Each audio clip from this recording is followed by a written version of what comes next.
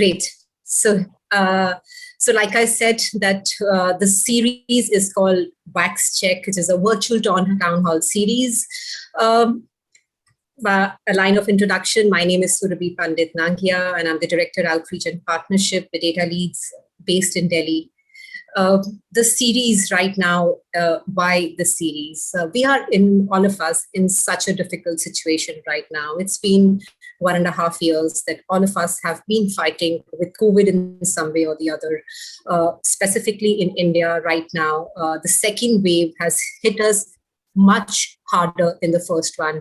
All of us personally, business-wise, in some way or the other, are badly affected by COVID. In the middle of it, the vaccine was launched.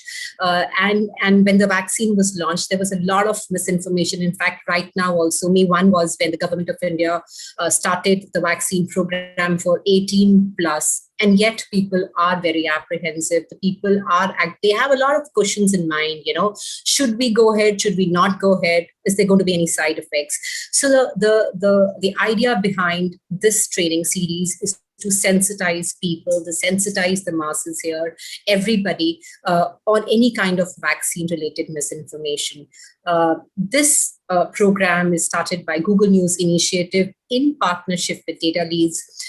This is a special fact-checking training series to combat, halt, fight any kind of vaccine-related misinformation. The curriculum of this training has been developed by First Draft as a part of this Vaccine Insights Flexible Learning course. We are going to do a series of this training session. This is 30 trainings that we're going to do in less than 30 days across India, in all states, in so many languages. Thank you so much. The schedule is here in front of you. This is the map that we are covering, and we plan to reach the masses. We'll take you a moment on the agenda for today.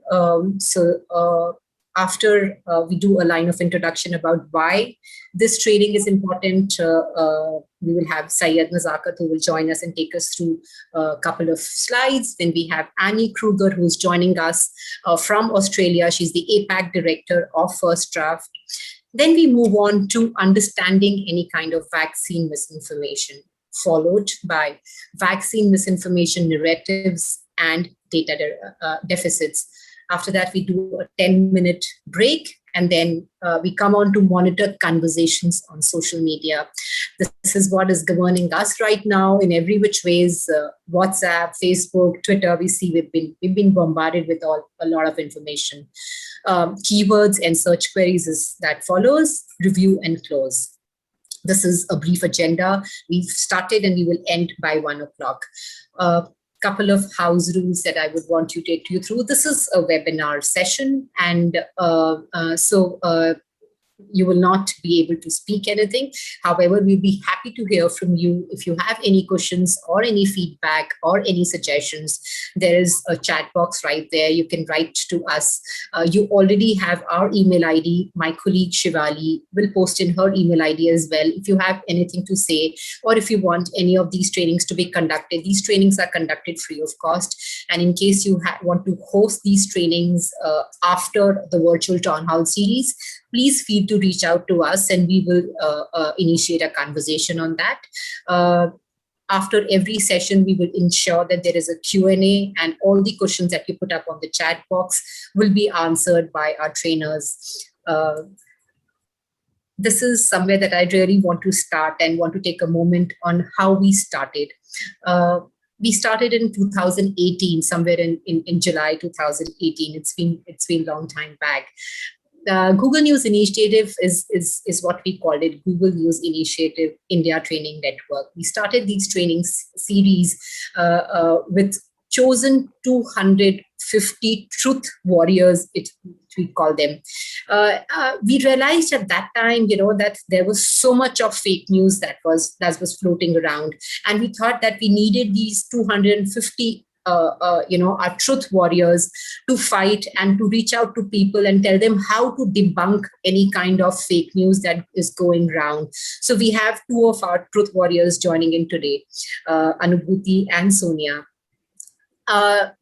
ever since we launched, these 250 people reached out to their own newsrooms, different newsrooms, colleges, universities, media students, journalists, press clubs, journalism associations, and there was not a single place left that we did not reach out to. We did a poll check series. We reached out. In fact, during the elections, we did road shows in 28 days in 28 states at that time. So we together we actually did wonders, and we created magic by way of fighting this word called misinformation and disinformation. Till date, we have trained over 25,000 journalists and media educators and fact checkers and journalism students. In fact, we've tried our best. These truth warriors of ours have tried our best to let people know how to check basic things that you receive on your WhatsApps, on your social media platforms. So thank you so much. I will take this moment to thank all our participants, all our 250 truth warriors, the Google News Initiative, for supporting this program.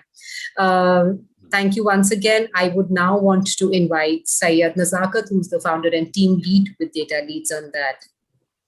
Hi, Surabhi. Thank you so much.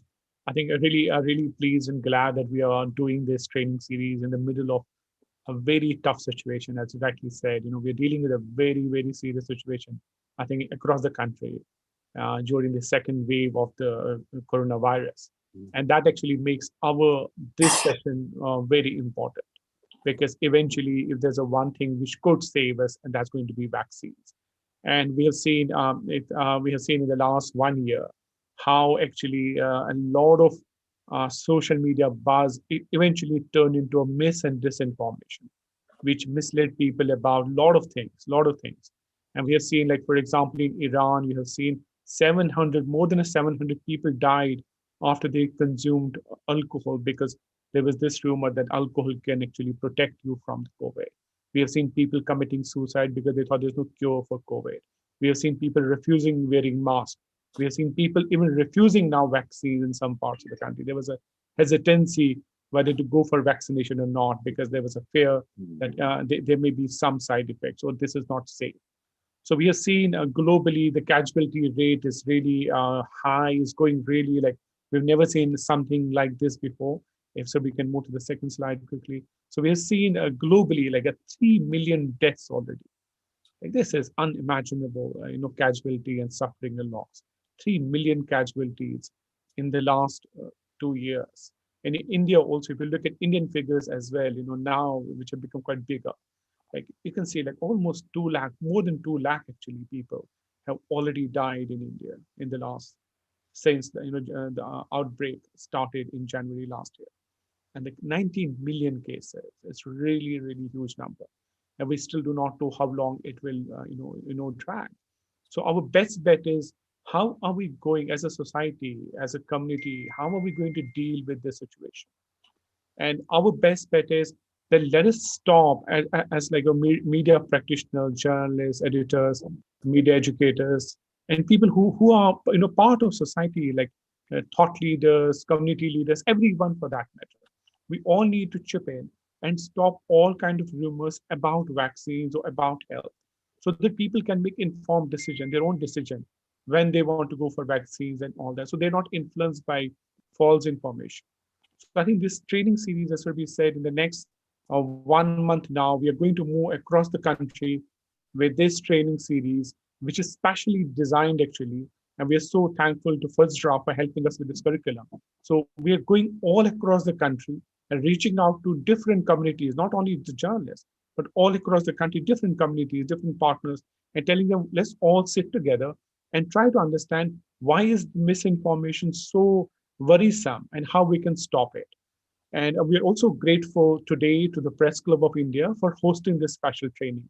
I know it was a tough time for Press Club as well. The campuses is closed, and the new team has just joined. We also want to congratulate them. And we're joined by today Vinay Kumar, who is a senior veteran journalist and Secretary General of Press Club of India. I request Vinay to share a couple of thoughts about today's training. Thank you, Nazakat. Press Club of India is very happy to be associated with Data Leads, and in this training program, particularly when, as you rightly pointed out, vaccines can save lives. They can make a difference between life and death in such a tough situation, where the national capital itself is seeing, Delhi is seeing something like today 27,000 cases. And deaths have crossed 300 mark for the past 7 or 8 days, and the situation is really very gloomy when you see that your colleagues, many journalists have fallen victims. And today we lost one of our managing committee members, Kalyan Barua. He was battling COVID in a Gurgaon hospital for past 10-12 days, and both he and his wife both have fallen victim to this COVID. And as you said, the journalist can take this information forward by, attending these workshops. And I'm very glad that, not only journalists, but you are spreading it across all stakeholders, across all people, all segments. And the thing is that, there is so much of misinformation, as you rightly said, and it is our duty to give way to the scientific and logical reasons behind taking vaccination. Now people are also confused. One of the many strands of information which I have seen on social media is that after you take first dose, people think that they have, inoculated themselves, they are protected against spread of COVID-19 infection. But whatever you see, many doctors have said that it takes nearly 10 to 12 days for the antibodies to develop even after each shot. So this 2-shot vaccine will mean that after every shot, you take all the precautions for next 10 days or 12 days. This is an information which has, not found many doctors and experts, coming with logical explanation as to this. And I think many cases we have seen in newspapers also, government came up with some data that in 100,000 people, only point so much percent, fall victim after taking vaccines. So should we take precautions after taking first dose? How many days? After taking second dose also? Because they say, doctors have said that it takes 10 to 12 days, even after second dose, to protect yourself from this infection, COVID. This is one of the misinformations or the lack of authentic information in this field. And the second, I feel, is the side effects of, which vaccine to take, Covaxin or Covishield, and what will happen. Many people have collapsed after taking first shot. Were they too, lackadaisical in their approach? Were they going out? Were they not wearing masks? Were they not, maintaining social distancing? Because health experts and doctors have said that even after taking vaccine, which may have an efficacy of 75-80%, but the rest 20% you have to may get infection.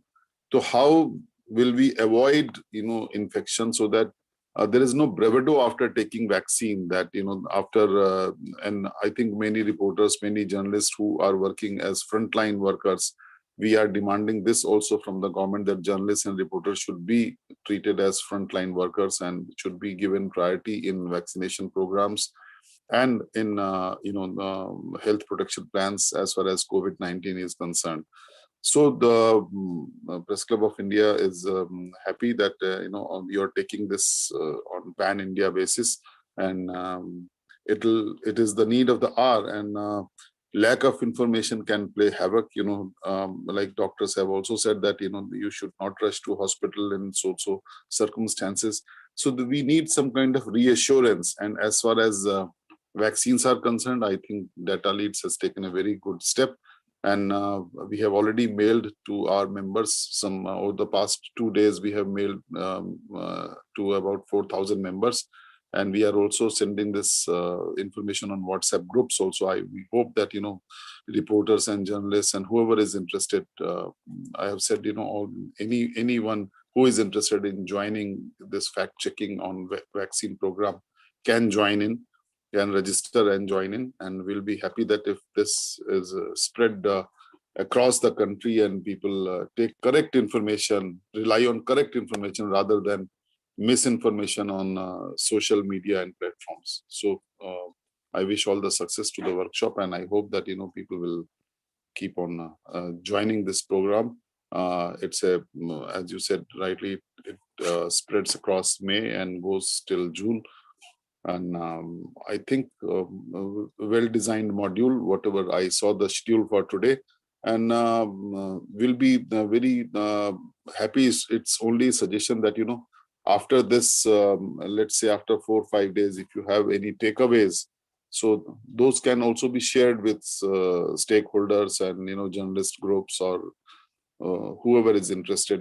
Many people may not join the webinar, but these are some of the takeaways from experts and from panelists, which we can also propagate and tell our people.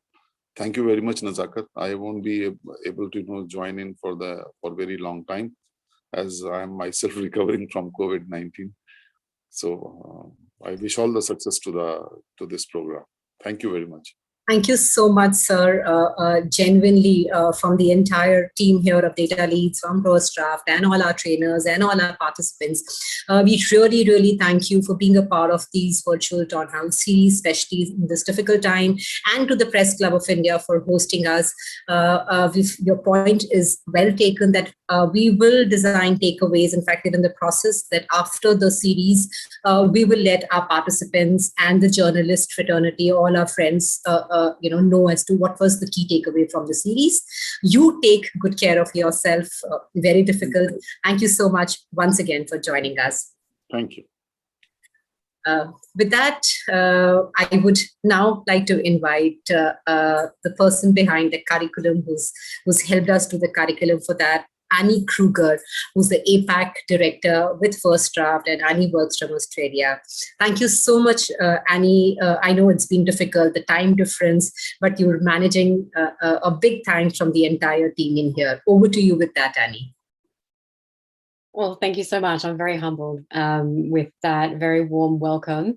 And I actually just want to say a huge thank you to Data Leads and to Google News Initiative for really helping to make all this happen. And yes, we've put together a curriculum, and yes, we've done a lot of research, but it's really the expertise that you have, that Data Leads have, and the amazing journalists and fact checkers that are going to be participating in this course that is what is going to make the difference. So we have the information, we have the curriculum, but without the context that your expert trainers will be able to deliver this throughout India, this wouldn't have the leverage that otherwise it might. So I'm so grateful to Data Leads and to Google News Initiative for really picking this up and putting it together in such a thorough program. We've heard at the moment how serious things are for you at the moment in India, and I check in daily with, I have a colleague who's working in India as well, and provides a lot of that daily context, and it's a huge job. And I think also at this time, I just want to give some words of encouragement, because part of my job is to check in on our colleague in India and make sure that he doesn't feel that he has the weight of the world on his shoulders at this time too, but that we're really all here to support each other. And I think we heard words before that, well, journalists really are on the front lines. So this is a moment in history. And sometimes we might feel that, we're only a drop in the ocean, but I can really see the way that this has been put together and the leverage that this program has now to travel throughout India with your authentic voices and your knowledge. And this is a very exciting time, the difference that this can make. People have different questions throughout the pandemic, and we've watched as the questions have changed over time and developed and have new nuances. And I think it's important to know that these questions are legitimate questions, and part of the job of journalists and fact checkers, as you know, is to address those questions, to try to preempt them and provide information that people can really use in their life so that they make informed decisions and informed choices. And I keep going back to it, I know, but I'm just thrilled to see that the way that this research is really being put forward by you all. And I can't wait to see the context that you're putting it in, the case studies that you were using. Before my work at First Draft, I spent most of my adult career working throughout Asia and was on some programs with UNESCO delivering news literacy programs. And it was quite vital with that we contextualize that to the very different diverse places that we traveled throughout Asia Pacific. And it was really when you have those local case studies and you have the local trainers who are then trained by experts that it makes such a difference, and we really have to have that local contextualization. So just absolutely thrilled that you know, that you're taking on this. We've done the research. First Draft does a lot with training. I was involved with the vaccine research that we did late last year at a fairly high level, as well as at a very detailed level. So just the initial setup, looking into the background, the history of it, looking into really helping to design it in a rigorous manner, that research, so that we could get some key takeaways to deliver in our training.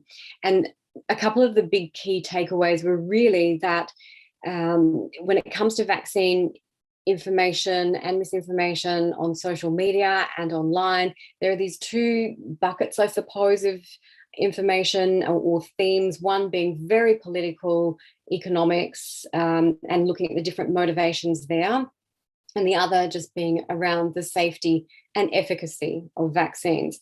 And from what we've heard this morning, we're really seeing that playing out in India. So I'd just like to thank you all and just encourage you all as you're going through. Don't feel that you're doing this alone. And, you know, this is a very important moment in history. And I just congratulate you all for being here and doing this. So thank you very much. Thank you so much, Annie. Thanks from all of us in here. I understand, and you've rightly said that, you know, there are a lot of research that has gone through in putting this together, and this wouldn't have been possible without the support of First Draft and putting all the background information and the research that have gone through in this curriculum. We really, really thank you for joining us today. And of course, this wouldn't have been possible without our journalist friends who have actually pitched in also to put in their local examples, you know, like you rightly said. So a big thanks to them as well. With that, I think I would now move on to the next session and introduce our trainer for the day, Sonia Bhaskar. Sonia is our Google News Initiative India Training Network and our Truth Warrior. She joined us in 2018. She joined the Google News Initiative in 2018, and presently Sonia works as head TV Web Synergy NDTV. Thank you so much, Sonia. I know it's you as a journalist right now. It's an extremely busy time for you, and you've been fighting in all directions. But like I say, that you are a warrior, you are our fighter. So thank you so much. And with that, it's over to you. Thank you so much, Cynthia. It's so good to hear everyone talk. And it's such a, I mean, we are going through a very difficult time, and especially in Delhi. But you know, work must carry on, and we must carry on, and hopefully we'll get past this tough phase. You just give me a moment. I'll just share my screen.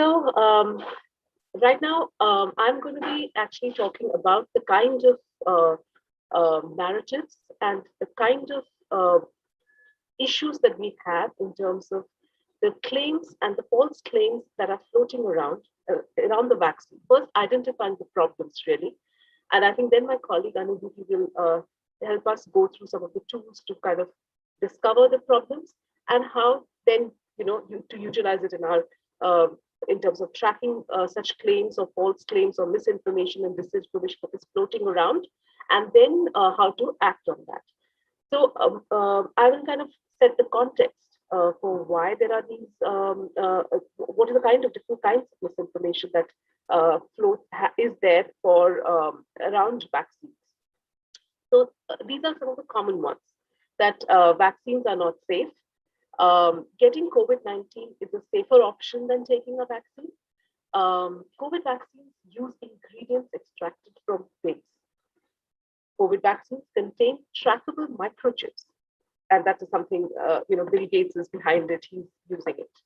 He's kind of the man behind the brainchild of using this vaccine. He's kind of much maligned man during this pandemic. COVID vaccines contain lung tissue of an aborted fetus.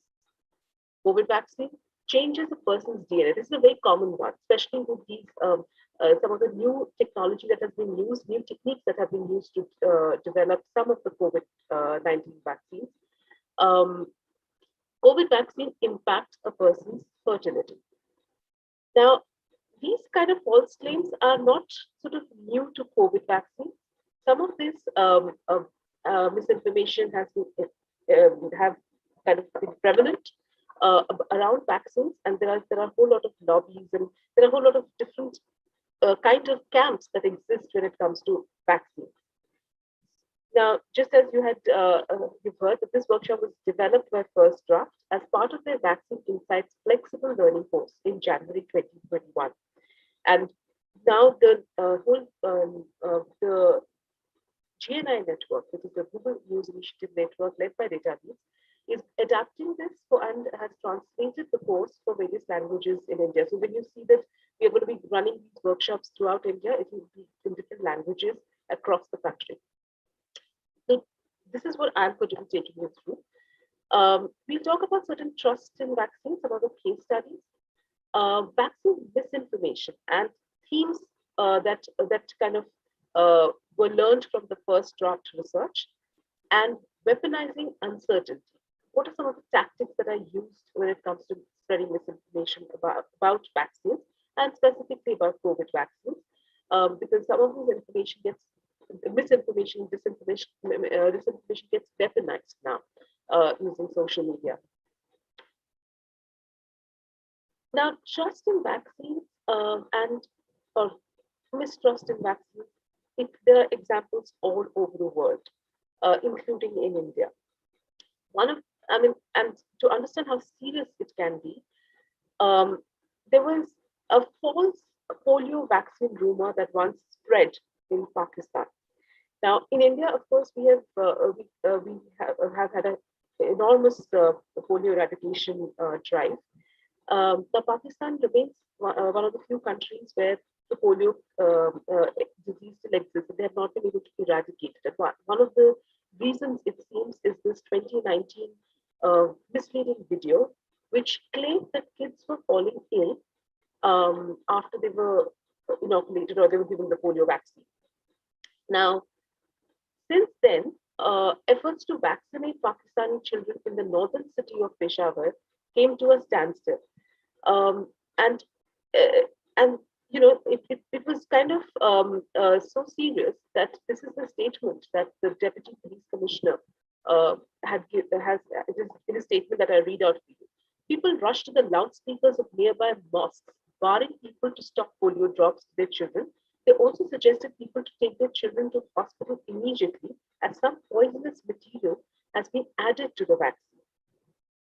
And there are these videos of people rushing with their children, etc. This became a very widespread thing. And what it also did was that it had people who administer vaccines, volunteers, etc., getting attacked. So they had to completely stall the vaccination process for a bit.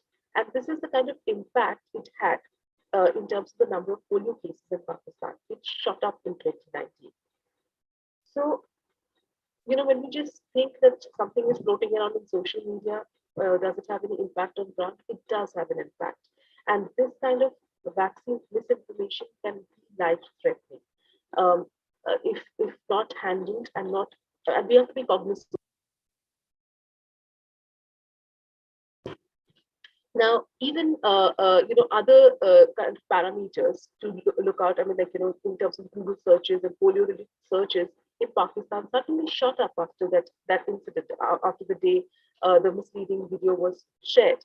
So you could see that there was a fear factor and a hesitancy that was kind of setting in among people, and they were worried because will my child fall ill? After all, the moment you bring in your children, it's emotional. You're actually, it affects you emotionally. You get doubtful. It's about immediate family's health. So, it is something that causes an individual to worry about. So it does impact that misinformation or misleading video can impact an individual at various levels. Now, here, back home, Kerala is one of the sort of most literate states, has the best social indicators in our country. And they also there was a vaccine hesitancy that sort of came in when there were some rumors about the measles vaccine. Now, misleading videos again sparked off a breakdown in trust. And, I mean, even in the case of Kerala, it was again that it was putting lives at risk. And again, it was targeting sick children who fall sick. So it is that emotional thing which sets that doubt, which creates that panic and hesitancy. So people will not take it anymore. So they will hesitate to go in for the vaccination. Now, I mean, basically what we learned from this is that the misleading videos would break down the trust. It would play to a fear factor.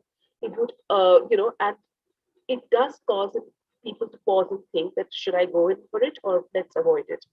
But there is also some context. Everything happens in a certain context, whether it's a societal context or certain, certain experiences that certain communities have probably had through history. Like, for instance, in case of Pakistan, there was a sense of, skepticism or doubt against Western influence in the region, and there were also rumors spread like they're trying to sort of sterilize the Muslim population. So there are these already other fake news or other, rather misinformation, disinformation that already build the ground, and then something else comes in and it starts kicking in the other reactions. So vaccine may be one of the factors where you say that, okay, it might risk your life, but then it's getting linked to other thought process or other cultivated, sort of narratives about how Western influence and the West has an agenda. So there can be various factors at play why people believe it.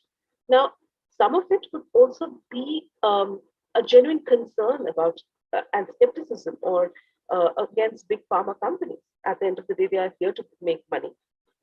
They make money out of illness and people's suffering. So there are these lobbies and narratives also. But something like, for instance, happened in Philippines, and it's a very good example and a very recent example. This was about a dengue fever vaccine.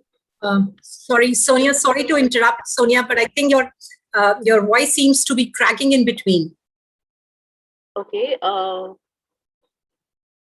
Should I just stop my video? Will that help? I think it's fine. You can continue, but in between, I think your voice just breaks a bit. Okay, because my Wi-Fi is showing fine to me, so I'll probably try. Let's continue. Let's continue. Yeah. Okay. So, for example, and sometimes it's good to go through these examples to know why some of these narratives come into play. So, in Philippines, dengue is a huge problem, dengue fever, and they've had tied up with a pharmaceutical company, and US pharmaceutical company, Sunfoy, and who had come up with this vaccine, for dengue. Now, this was December 2015 that they kind of registered in the Philippines to fight the rising spread of dengue fever. And it was going to be administered to children. this particular vaccine. And they also started off the vaccination drive and vaccinated about over 8 lakh children through their schools, like they're tied up with the school-based vaccination program. But then there were certain concerns that were being raised by health experts. And the company Midway went and changed the label on their bottles to say that this will be administered to people who have already had dengue once. That was not what happened when they initially started off the vaccination drive. They had started off the vaccination drive irrespective of whether people had dengue or not had dengue. And we're talking about children. So once this confusion happened, and the health experts kind of started voicing certain things about why it should be administered to only people who have been infected once, etc. There was this whole scandal almost that broke out in Philippines. And as of date, this vaccine has been banned in Philippines. And now there was this whole investigation that had happened, that it became a very huge political issue. And it also had other ramifications because everyone started revisiting this vaccine. So it was something that, there are these instances also that happen where if clear communication, if the company is changing its certain directives in the middle, it can cause a lot of doubts. And plus when it becomes political, where economics, a lot of these senators, etc. in Philippines were accused of probably favoring a certain company or having kickbacks. So it became a huge scandal, and it took investigations and it took a different direction. And somehow the efficacy or the vaccine efficacy, etc., became secondary, and everything else became a primary issue. So the vaccination program was halted. It led to a huge panic. There were also viral claims that children have died of this vaccine, and so there was this whole confusion and whole, like how when media picks up some story, there's this whole noise and chaos to it, and so this kind of led to the anti-vaccine lobbies having more kind of weight and saying that, see, the vaccinations, this is big pharma. You see, big pharma has an agenda of making profits, and they don't care about lives of people. So this also led to a dramatic drop in vaccine confidence in Philippines. It was almost, in 3 years, it plummeted to nearly 60%, right? And dengue continues to be a problem, right? So now any new vaccine for dengue will always be looked at with skepticism, and that's the worry. So just as in Pakistan, it led to a breakdown in trust. Philippines suspended the vaccination program entirely instead of sort of introducing strict guidelines and labeling, as other countries do. There are stringent guidelines. And like I said, the Senate investigation kind of took another direction of political corruption and vaccine, rather than figuring out how systems can be strengthened so that, what is being labeled, how is the vaccine communication happening, are we educating the public enough, who needs to get a vaccine, who doesn't need to get a vaccine, are those being laid out properly, and are we communicating those? Instead of those kind of conversations, it just became a completely different muddled story. There are also, we have seen the example of US. We've seen it with masks. We've seen it with their whole pandemic handling. Even in some of the UK, even in UK actually, that there are certain communities or certain categories of people who have been affected far worse than the rest of them, and that there could be historical reasons. So if it is, black residents, black citizens have had poor access to health, and they have traditionally been very hesitant to vaccines. Like you have Republicans in US. So there are certain communities who have had bad experiences with the system, with the healthcare system, or in generally the societal menu, the way the social structures are, that they are anyway on the back foot, and they are always hesitant. So there will always be these communities who will have this sort of hesitancy or skepticism. And there are for different reasons, right? So there was there was this study that was done, and so the reasons could, and these reasons are wide and varied. So some are worried about simple things like side effects. Some do not trust the government to make sure that the vaccine is safe and effective. Some, like in case of COVID, vaccine is too new, so people want to probably see and wait to see how it works for others. Politics has played too much role in the vaccine development process. So that's something like right now we are seeing how state, central government pricing is becoming an issue, distribution, procurement, all of these will be an issue. So the politics that plays out also weighs on people's mind.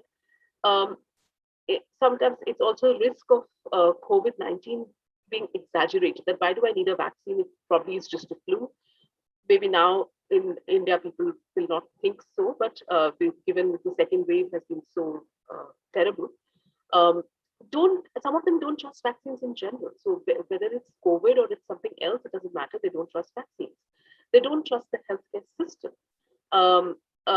They might, they also fear that getting the vaccine only they will be injected with COVID-19. There have been such conspiracy theories also floated by anti-vaccine camps, right? That this is a ploy to inject the virus. Then some people think that they're not at risk of COVID-19, so why go for a vaccine anyway? So there could be, the reasons could be very, very different.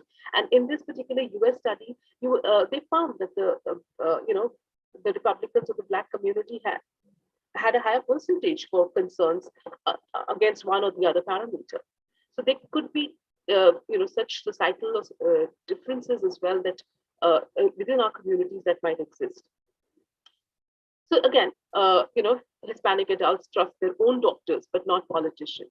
So when people make up their minds, or when they if we always ask the question, why is it that misinformation thrives? There could be various reasons. And with regards to vaccines, also individuals make a decision from where they come from, their own biases, their own prejudices, their own experiences, their own way of judging what the health system is like, or the political system is like. So this vaccine confidence project director, which was part of which had done these findings, they this is the quote that I read. I saw how much of the communication strategies were very much driven by what public health community and immunization people thought the public needed to know. But they weren't responding to what people's concerns were, or issues or questions. And I think that's a huge learning. Just wanting, if companies want a certain communication, governments want a certain communication, but what is it that people are asking? And that's where probably journalists come in. Like, what are the genuine questions people have? Why are they hesitant? What do they want to know? And figure out a way of bridging that gap through expert opinions, through advice from doctors, epidemiologists, whatever. If there are genuine concerns, address it so that people have a way to get their concerns addressed and consider proper information, verified information, and let that determine their decisions rather than whatever they've heard or have been traditionally taught to think. Now, just from what First Draft also did in terms of the research, and how did they break it down in terms of thematically. Among some 1,200 posts that they analyzed, they divided, and there were two themes that were dominant, and they did it across 3 languages. It was English, Spanish, and French. Maybe something we can do in our country, and in our case, our diversity is even more with different languages, and we have different dynamics in every state if we look at it. So the topics of conversation driving online vaccine discourse, which is they were just tracking online discourse, right? So it was again political and economic motives. So what's in it for the companies, and the leadership, or how are they handling it? Safety and efficacy is the point number 2, and the necessity, right, of the vaccine. Development, provision, and access, because now access is becoming a big thing. And World Health Organization has also spoken about the inequitable distribution, and that's not going to help our cause at all, because certain poor countries are not getting enough access, and developed countries are having a higher percentage of vaccination. There are conspiracy theories. I mean, mask became an issue of liberty, an affront on liberty if I'm wearing masks. So those kind of narratives also come in that should, why should somebody tell me to take a vaccine? It's whatever. More then morality and religion as well. And these were the top sort of causes, or these were the discourse. These were the points around which the vaccine discussions were happening online. So yeah, I mean this, and different communities, again, different languages. They found the studies found in certain places liberty and freedom was the main cause of concern. Like among Spanish people, it was morality and religion probably. So different factors weighed on different sort of categories and what determined and drove them. But of course, politics and economics was had the highest sort of weightage around the narratives, and followed by efficacy, development. So conspiracy theory is number 4 in that sense. And the other interesting part of it, of the study, was that the rise of social media, we all know, but they also found how Instagram was becoming a huge source of information on vaccines. Now, probably younger population are accessing information there. So, I mean, Facebook is of course the big daddy, but Instagram, especially if you look at the French and the Spanish speaking audiences. So it's again something interesting to know where they're accessing this information. Again, so like Facebook page, Instagram, the rise of Instagram is one of the, for vaccine discourse on social media is something that they found. And apart from Facebook pages, there's also Facebook groups. So just if you see this chart, you realize this, and Instagram is also owned by Facebook. So just the Facebook ecosystem plays a very important role in terms of discussions around vaccines and for people to get information. When we talk about weaponizing the uncertainty and the tactics that are used, it is something that for journalists to know how something is floated, and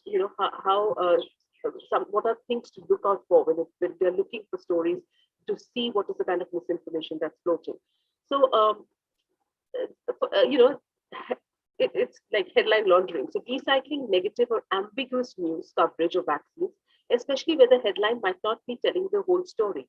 So if the headline is "No need to quarantine if you've had both doses of vaccine," see where this is headed. Now, in this today's day and age of social media, we're just scrolling through the news feeds. If I'm not, the fact is the story is about Oregon revising quarantine guidelines for vaccinated people. But it just says there's no need to quarantine if you have both doses of the vaccine. See where this is headed. So, then the other kind of versions are the conspiracy theories fed off deep mistrust of political actors and institutions. So Bill Gates is the favorite fall guy in this pandemic. And you have his news and all floating around that he's minting money and out of this whole exercise, and he's embedding chips in our bodies through these vaccinations. Then, of course, mask pehenna kitna ghatak hai, kind of news that vaccine is. I mean, these are masks became such a big deal. Now, same thing, the same issue is going to be used for vaccine misinformation. And it is overwhelmingly driven by videos and photos. So emotive visual content is difficult to fact check and counter message in long form text. And that may not compete very well. So, if the misinformation has been floating around in a snappy, nice video, and we are writing these huge articles, maybe nobody will read those articles. Maybe we will also have to counter the misinformation using videos and formats like memes, photos, which are visually appealing, especially if you think Instagram. We'll have to probably adapt our content based on the format or the platform that we are using.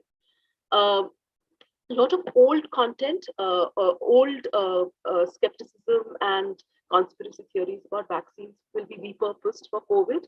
So the MMR, which is the measles, rubella sort of vaccine, there are misinformation about that. It leads to rise in instances of autism among children. Zombie content. So it's basically rehashing old misinformation. Now, also, when we say data deficits, like where do these narratives, why do they flourish? Because there are certain information gaps. Now, and I mean, on one side, we have this oversupply of information, but then there's a deficit in terms of rightful information and how should we fill that? Because there are so many platforms, so much of information coming in doesn't mean the quality of the information is great. So how do we bridge divide is where journalists have to start thinking.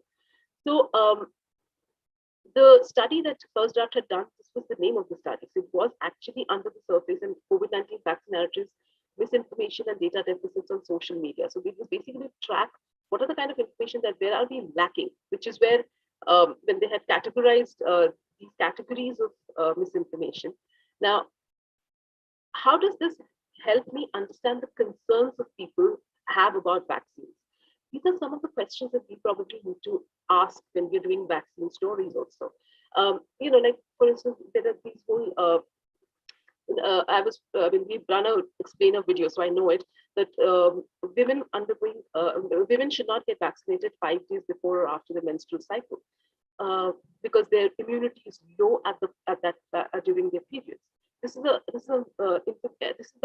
questions that people were asking us, and we have done an explainer video saying there's no connection, and it was not us telling them. We got doctors to tell them that this is not a valid concern for you.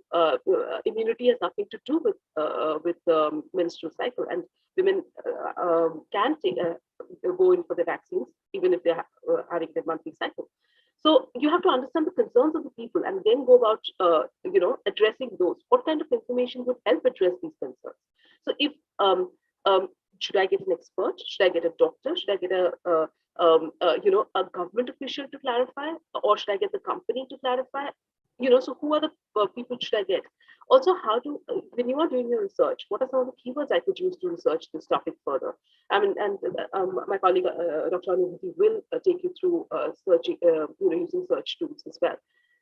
Now, when we talk about motives, like we've said, political, economic, religious, we need to understand, just to understand what it is, the fact that vaccines are being developed by a handful of people or a handful of companies. So there is a concentrated financial interest, right?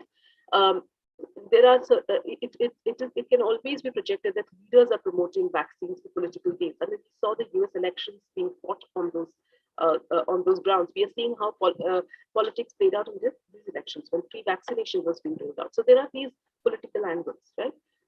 Corrupt governments and media outlets serve as mouthpieces for big pharma. So these skepticism exists within our societies, and we have now social media. There are people who will write tweets like this: that hey, look at this.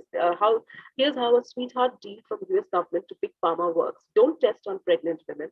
Later, when there are problems, don't pay. Big pharma is now 40 times bigger since government granted no liability for vaccine manufacturers.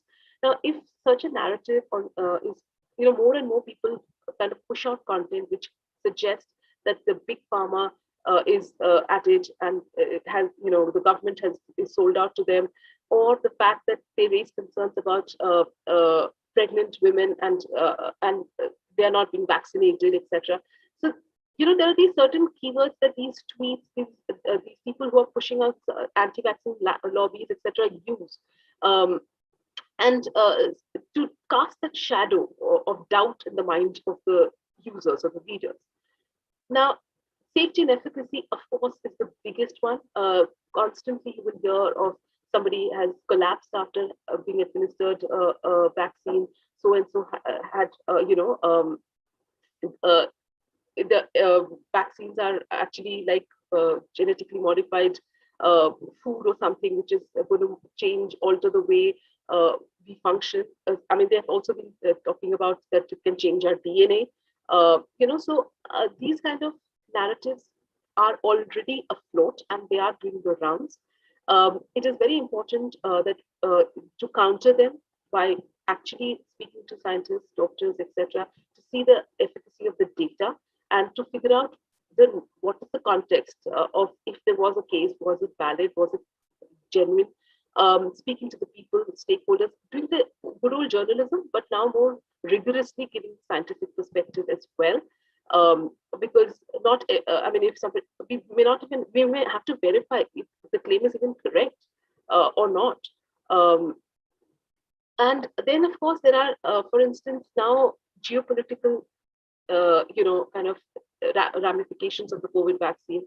Ever since Russia sort of joined the race, and I mean, between Russia and China, they're trying to reach out to countries to make sure the vaccine is distributed more equitably, because right now that's the big concern, that certain pockets will have developed world will have the vaccine and the underdeveloped countries or the poorer countries won't.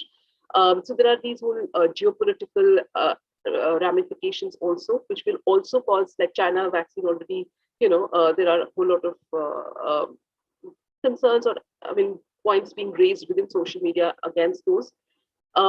Conspiracy theories are, I mean, we've spoken about them, like microchips being injected into the system, or vaccines are tools of depopulation.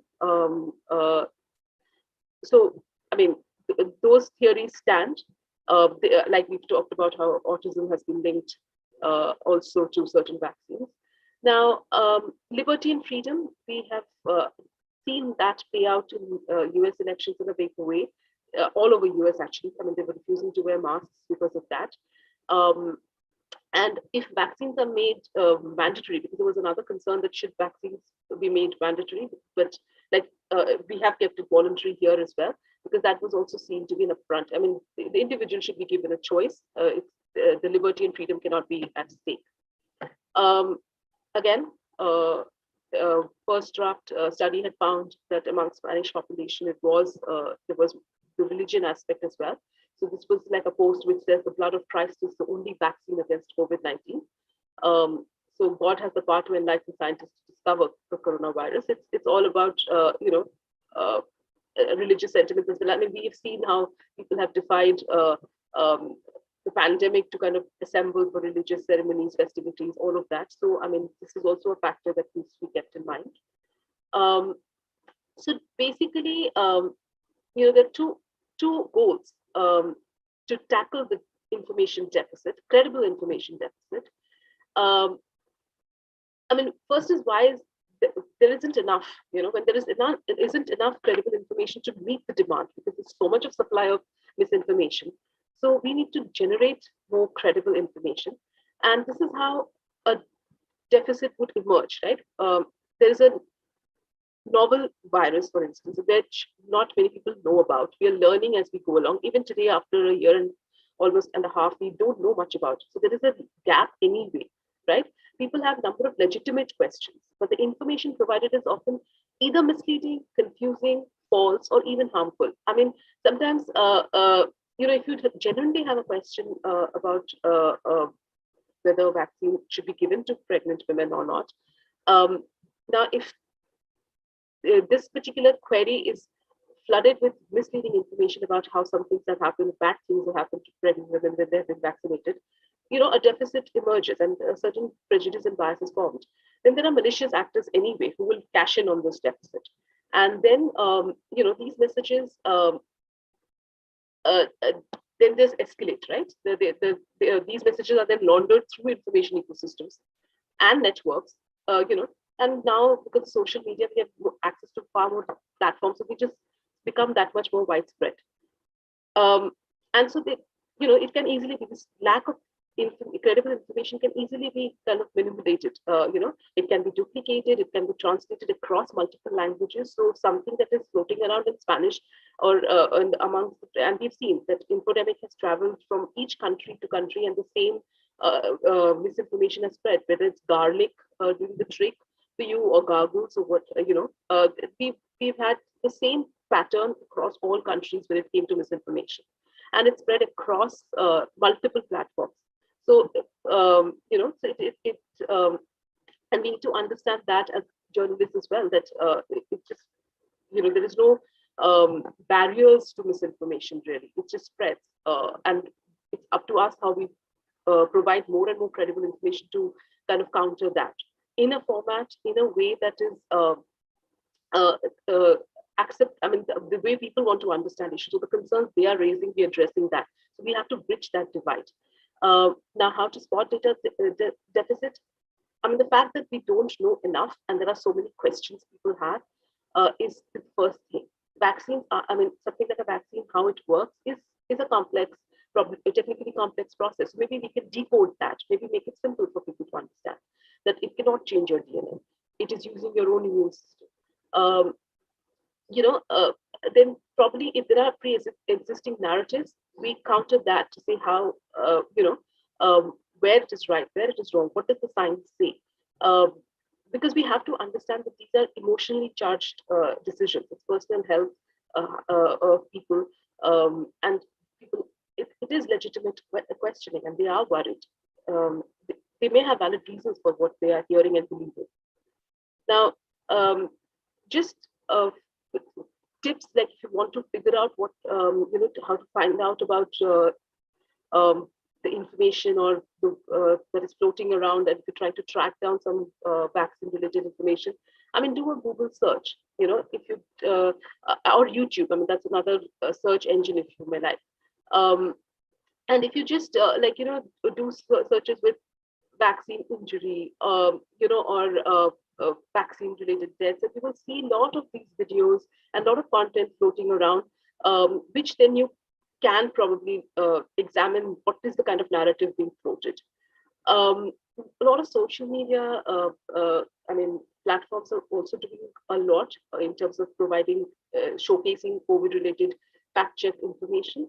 You can also think of how to milk those social media platforms. So whether it's doing Facebook Lives, Instagram Lives, we are doing, for instance, a lot of these small videos to, for your information, FYI, explaining what is proning, do not panic, why is plasma therapy, or what is, why are people hunting for remdesivir, why is it running out? Addressing, using Instagram, and we found our videos, short videos, doing very, very well on Instagram.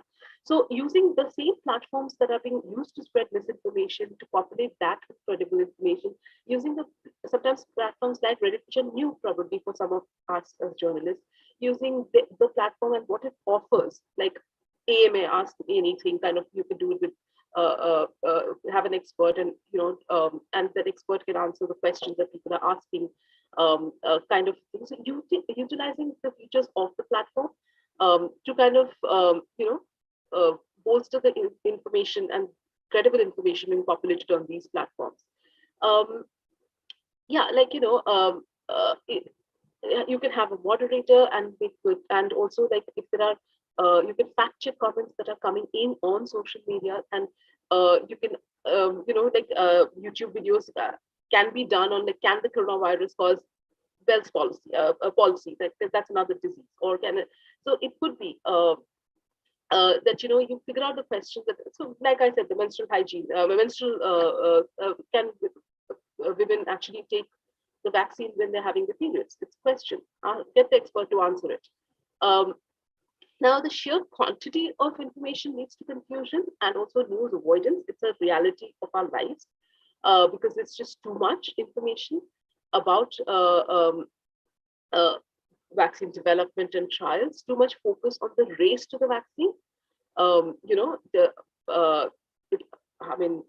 many companies raced into all over the world, and now we have few candidates that are, of course, being administered.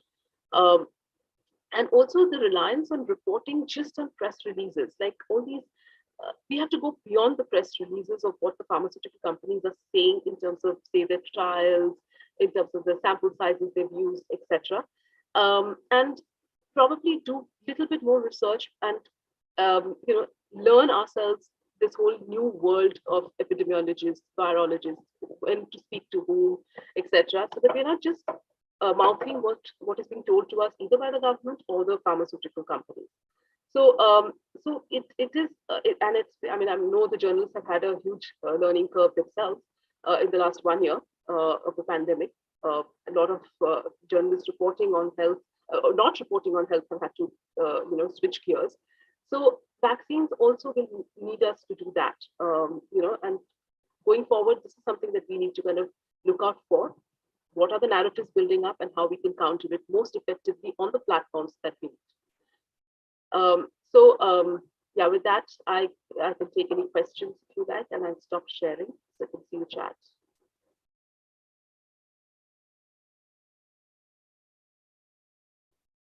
Thank you so much, Sonia. Very nice session. We have a couple of questions from our participants today. Okay. I think we'll start taking them one by one. Is that okay with you, Sonia? Yeah, all right. Okay. I can see one, which is from Suryamurthy. Do you think Yeah. differential pricing of vaccine could result in social media narrative of government provided vaccine would be less effective and those priced higher in private hospitals would be effective, given the debate about the two vaccines currently available in Russia? Well, I mean, we've already had this debate about the Made in India vaccine, also because it's the phase 3 results were, I think, a little delayed.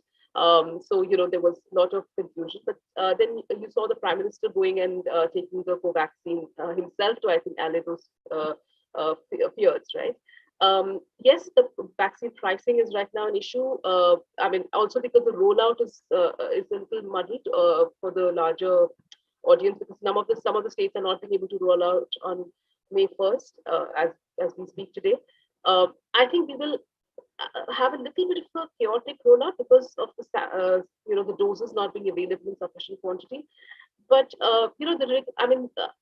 there have been rigorous processes that have been followed, and so far they have been, they have been administered in a larger scale. So let's see. I mean, and not so much of I don't think, I mean, differential pricing can probably affect access to a certain extent, but the government, most of the state governments are anyway saying they're going to provide it free. So I'm not kind of sure that that will be the problem area in that sense, because if most of the state governments roll it out for free, only selected people can afford to take the vaccines. The private hospitals will go for it, I guess.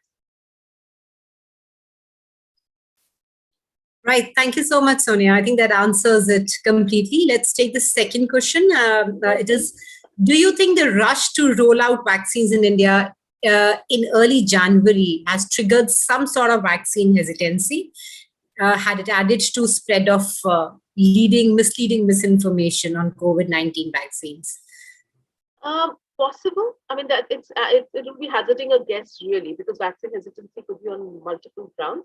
But I mean, I think I think even AIMS director, Dr. Guleria, went in for the Made in India vaccine.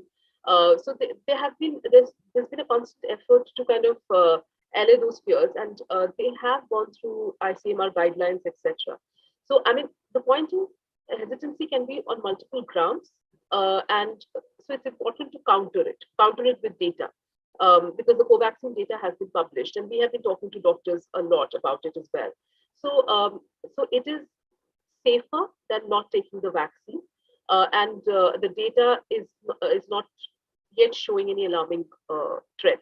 So that is something that experts can probably explain it better, because we have only been reporting what experts have been talking about. So I think that's the only way to go about it, really. I think I see another question. Yeah, so I think I'll take, there are a couple of more questions that will come in by, I think, Shemin Joy, we've already answered, and then by Basit, ban on Covishield in Europe due to rare blood clotting. He's wanting your take on it. I mean, really, I'm a reporter, so I will report if there's a ban, but, I think it was later cleared by the European regulator, and so it has resumed, because again, they have gone through data to see what is the rate at which the clotting is happening. So I believe the European regulators have cleared it again. So it's again, and we have been administering it here also. So we will have our own data as well to see how how serious the issue is. I mean, if it's 1 in a million case, then maybe it's not a concern. But if it's more frequent, again, data, experts, and what the experts will say are to be monitored. Because some of these countries, including us, we have stringent guidelines for vaccines. So, I mean, yes, one of the fears is that because, vaccines take decades to develop, and we've developed one in less than a year. But every expert and doctors have told us that the rigors have not been diluted, and because of the rollout. I mean, some of these vaccines were in different stages of development. Some of the existing technologies have been utilized. Whatever it is, the scientific community came in a big way to collaborate, and whatever has been rolled out, they have been, they have been tested, and the data has shown validity for them to be rolled out. Thank you so much, Sonia. So there's another one from Chandrani Roy, which says that, as you have mentioned, the quote from Dr. Lawson relating to that, how do you think we can address the queries and concerns of the public or people efficiently as an individual or a community worker or, say, a homemaker?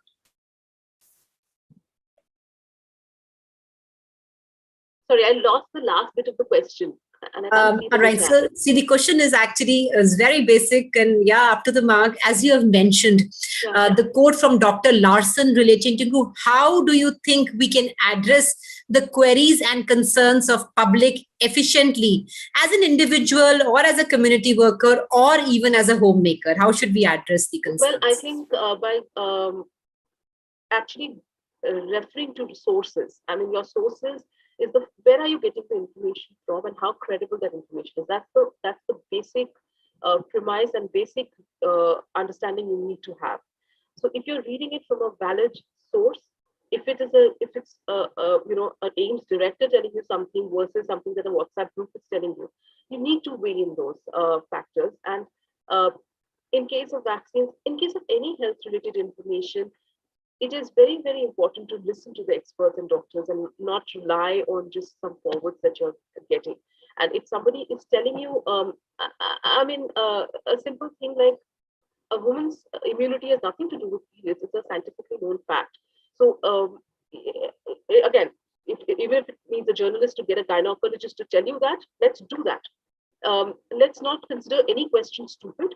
Let's not, even in our WhatsApp groups, let's not try and laugh at people who probably send us some forward, but maybe let's discuss it with them. Why do you think that you believe that, or do you really believe it? I read something that the doctor has said. Maybe that will help you, understand the issue better. So I don't think making fun or mocking people who believe certain things is the way to go forward. We need to have a dialogue and discussion, and most importantly, the source of the information is very, very important. Let's please listen to the doctors and scientists. They know what they're doing. They do it for their living, and they have, they don't want to kill people. Really, that's not the premise with which they work. So that's all I think. I would just really emphasize on the source and go for proper source. Yeah, I think that's the key actually. So I think that answers it all. It's important that you verify the sources, and whatever that you forward or send it across or post, you have verified it from the right place. We'll take just a couple of more questions because one is from Parijat Kaul, which says, you have spoken about misleading social media posts as well as wrong reporting by some media channels. Both have different levels of access and acceptability among public. Do both stem from same causes, and how can they be dealt with? I think, as part of the Google News Initiative Network, we're also part of an initiative which is about literacy, media literacy, right? And whether you're consuming the information from a social media channel or from a mainstream media channel, I think it's very important to understand who is saying it. What are they attributing the information to? Is masks are dangerous for you and can spread the infection coming from a WHO? Are the doctors validating this kind of information? Or is it some individual just saying it on air and dramatizing the whole thing?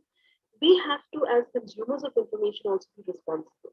We have to be also thinking and putting on our thinking hats on why am I being told this thing? Is it the right information? Who's telling me this? Why am I listening to a an XYZ nobody with no medical qualifications talking about the vaccines having a bad effect? Why am I not hearing a doctor say it or a qualified doctor say it? Also, and we have had this case in US. We have had an entire documentary being made called the I think Plandemic or something it was called, which actually placed a discredited scientist who said all kinds of vouched all kinds of conspiracy theories. Now people did fall for it also. So even the fake news machinery is getting very complex and sophisticated. So it's all the more reason why you should, if you hear you get a WhatsApp forward which says so and so doctor says it. Does that doctor exist? If they say so and so doctor from AIMS, does that doctor exist really in AIMS? Does it sound correct? Just do a Google search. Are there any more doctors who are saying something like same things? I think we also have to work hard at ensuring that we have the right source of information because, and we're consuming the right source of information. Just because we have so much access, we need to be responsible about where we're picking and choosing our information and using that. Yes, absolutely, Sonia. I think when we say that we have a bombardment of information on our mobile phones, it coming in from all different directions, I think it's a boon also. We also have the power to recheck any kind of information that's floating around before we actually give our take on it. Also, I would like to make it a point in here that we've seen a lot of questions which are actually should be addressed to certified doctors, basically. There are a couple of questions on pregnancy and vaccination. I would suggest and recommend that you should actually refer to your doctor in terms of answering these questions. But few of the vaccine misinformation related questions we will definitely take in.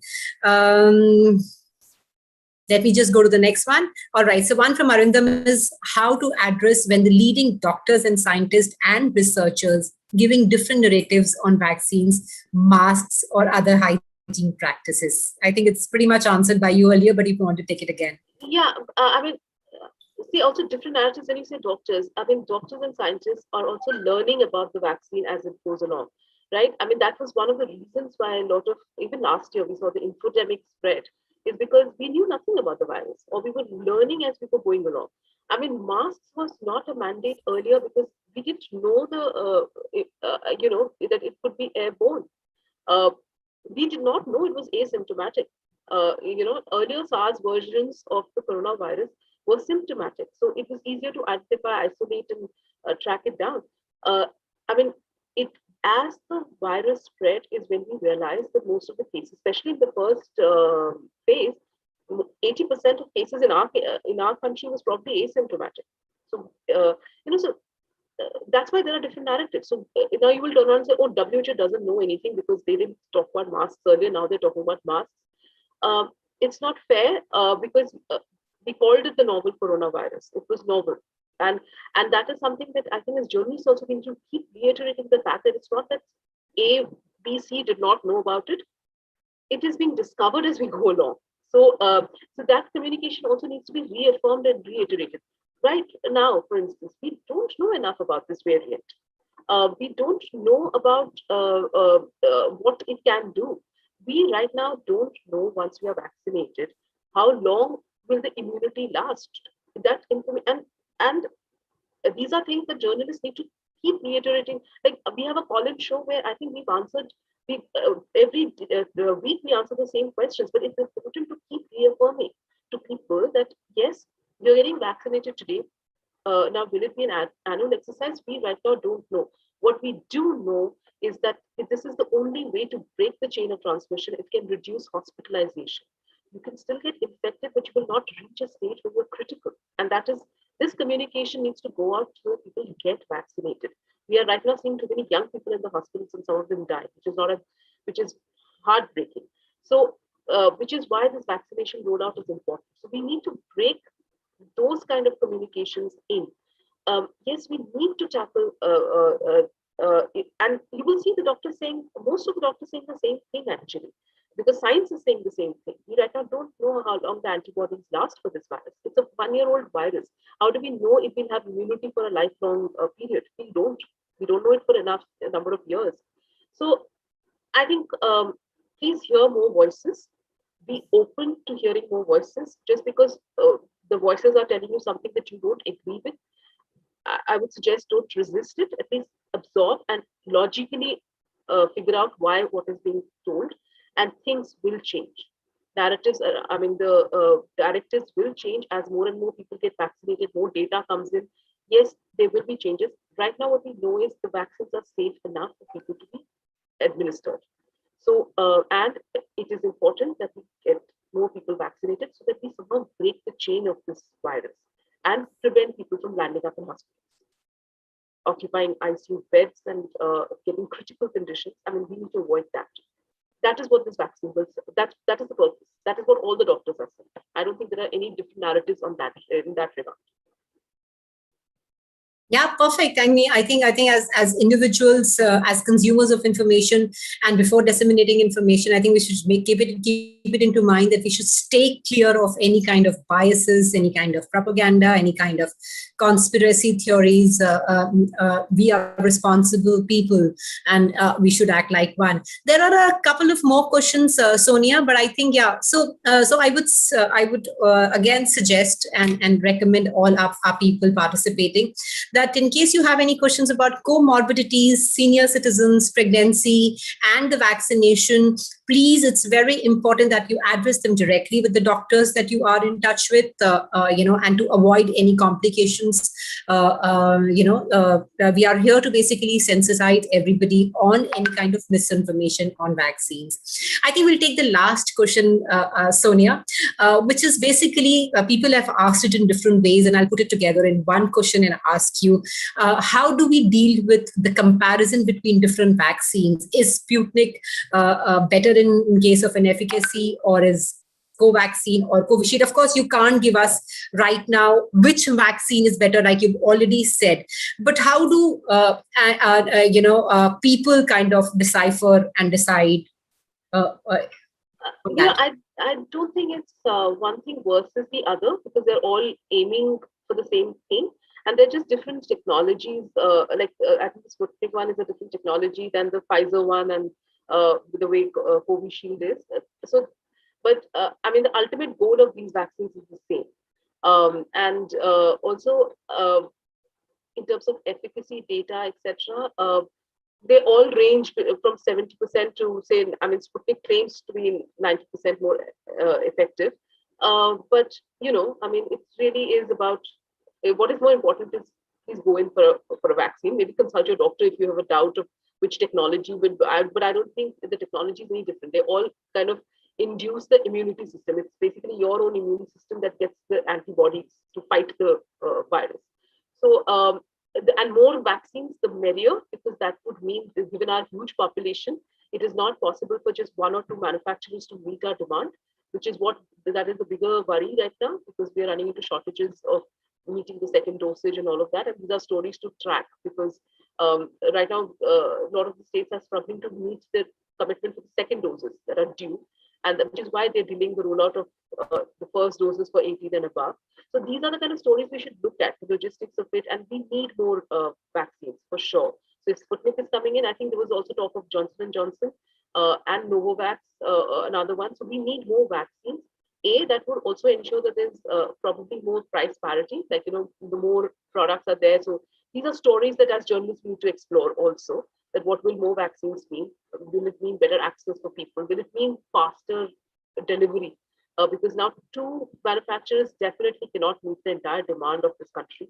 And it is a huge process, because we need to get certain percentage of the population, which also we don't know exactly what percentage of the population should be vaccinated for us to be safe enough. But yeah, we still know that 70% or whatever needs to be vaccinated. So that's a huge quantum volume for our country, just to get it all administered. So yeah, I think more vaccines the merrier. We need more manufacturers for sure coming in.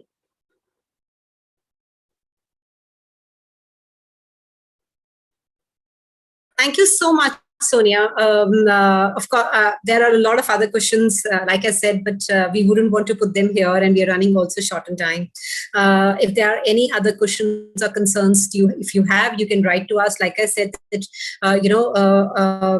we do a lot of other programs. In fact, one of our programs called VaxCheck under Health Analytics Asia is basically debunking any kind of medical misinformation, which is under Data Leads and Health Analytics Asia. If you have any questions, please feel free to write to us. Shivali, my colleague, will share the email ID and the relevant websites for that.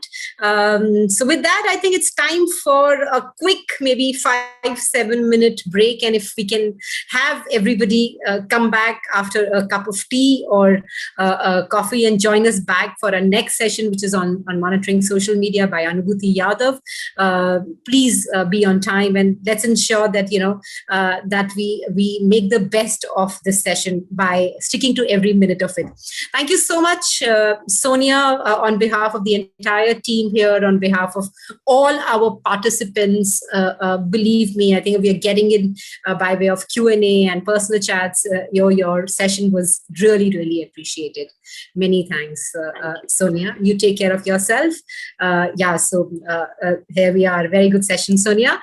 Thank you so much, everyone. Let's see you exactly at 11:35 back on the session. Bye-bye.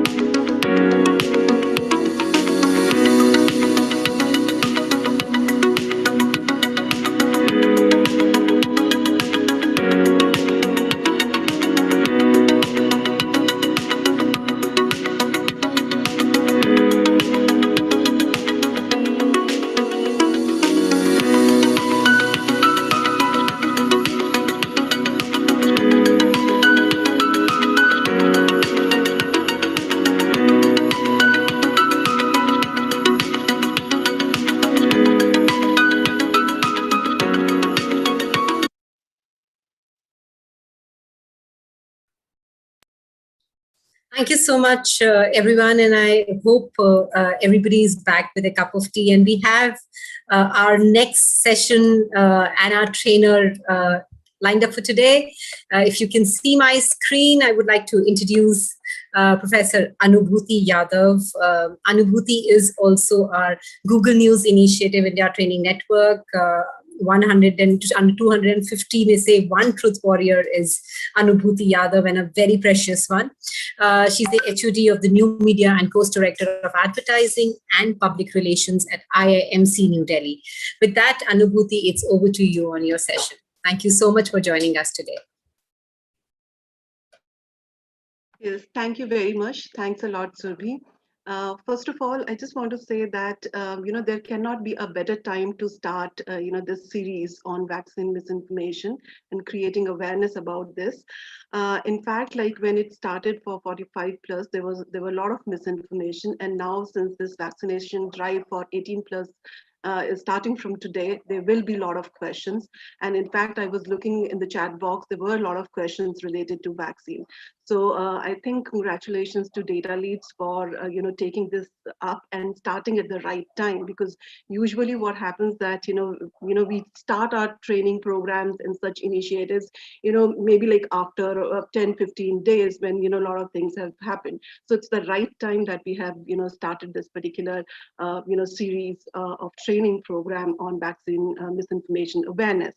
So I would like to thank first speaker for taking us through and for making us understand vaccine misinformation, vaccine misinformation narratives across the world, what is happening in the different parts of the, in the different part of the world, in our country also, and also talking about data deficit, which is actually creating a lot of problem, a lot of confusion and chaos. So thank you, Sonia, for taking us through that. So what I'm going to do in my presentation, I'll be talking about, searching online. We all know that, we are living in those micro movements, and especially like at this point of time when we are all limited to our homes because of lockdowns, because of curfew. So whenever we have any question, whenever we have any query, or if we want to find out any information, the first thing which we do is reflexively we turn towards our smartphones to, get answer to that. So these are micro movements. And in fact, like everyone, people who are there in the field of advertising, public relations, in marketing, in education, all of them, they are leveraging these micro movements. And I think when we are working in the field of, misinformation, and especially like when we are talking about vaccine misinformation, we need to understand it well, that how we need to search content there on web when we are talking about information related to vaccine. So just give me a while. I'll just put up my presentation and then I'll take you through it.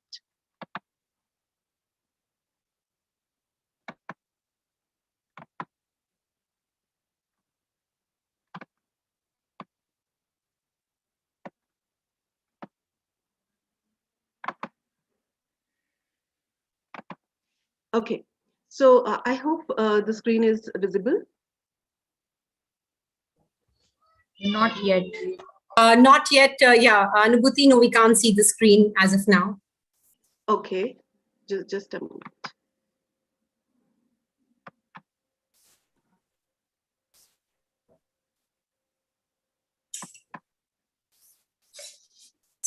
You want to? Yes, we can. You can go on the present view now. Okay, right. Thank you so much. So Perfect, this is what we're going to talk about. This is the agenda. We'll be talking about using smart keywords. We know that, we search web with the keywords, and we build searches with keywords, and, our results are as good as our keywords. So we have to be very, very cautious, what exactly are we typing? What exactly are we searching if we really want to have the relevant searches? So it all depends, what kind of keywords are we using to search content on internet. Then we'll be talking about, mastering Boolean queries. Some of you might not be aware of this. Some of you might have worked in this particular area, but never mind. What we are going to do is, it could be an introductory session for you on, mastering Boolean queries. And this is something not only for the people who are working in the field of, fact checking and verification, but it is applicable for anyone who is actually researching, anyone who is trying to find out content on the internet. So applicable for anyone, but yes, at this point of time, when we every day when keep on listening, number of things related to vaccination, related to COVID-19. So I think, we need to master these Boolean queries. Looks like a very technical thing, but it is not. It's very simple, and it actually a life skill nowadays. When we are searching a lot of content on internet. Then we'll also talk about thinking sources. Sources are very important, as Sonia was saying, that, of course, like we need to talk to doctors, whenever we have any queries, related to vaccination or COVID-19. So we'll be talking about that. And then we'll also talk about site searches and code searches. Say, for example, if we have to search WHO website, or if we have to search CDC, or if we have to search, family and health welfare. So how do we do it? So we'll be talking about, all these concepts in this particular presentation. So using smart keywords, as I said, that we have to be very, very strategic. When we are using these keywords, we have to use it creatively. Sometimes we have to be very innovative when we are using these keywords. Many a times, what happens that we might not get responses by typing COVID-19. So in that case, you need to combine 2 or 3 keywords. So how to combine those keywords to get the desired results? That is something which we are going to talk about. And as I said, a search is only as good as your keywords. And we build searches through these keywords. So if the keywords are good, if the keywords are relevant, you'll get the relevant results. Now just have a look at these slides. These are certain keywords which are related to COVID-19. Say, for example, coronavirus, people might be searching with this particular search query. Then you have coronavirus, which means that there is a misspelling, there is a spelling mistake. So there are a lot of people when they are searching content, or maybe when they are sharing content on Facebook or in certain groups, they do make spelling mistake. But even these misspelled keywords are as important as any other keyword. So we need to take these misspelled keywords also in consideration when we are searching content on internet. Then COVID-19. Then you have COVID-19. So when you are searching content with COVID-19 and when you are searching content with COVID-19, there will be a difference in the kind of results which you will get because of that's one dash there.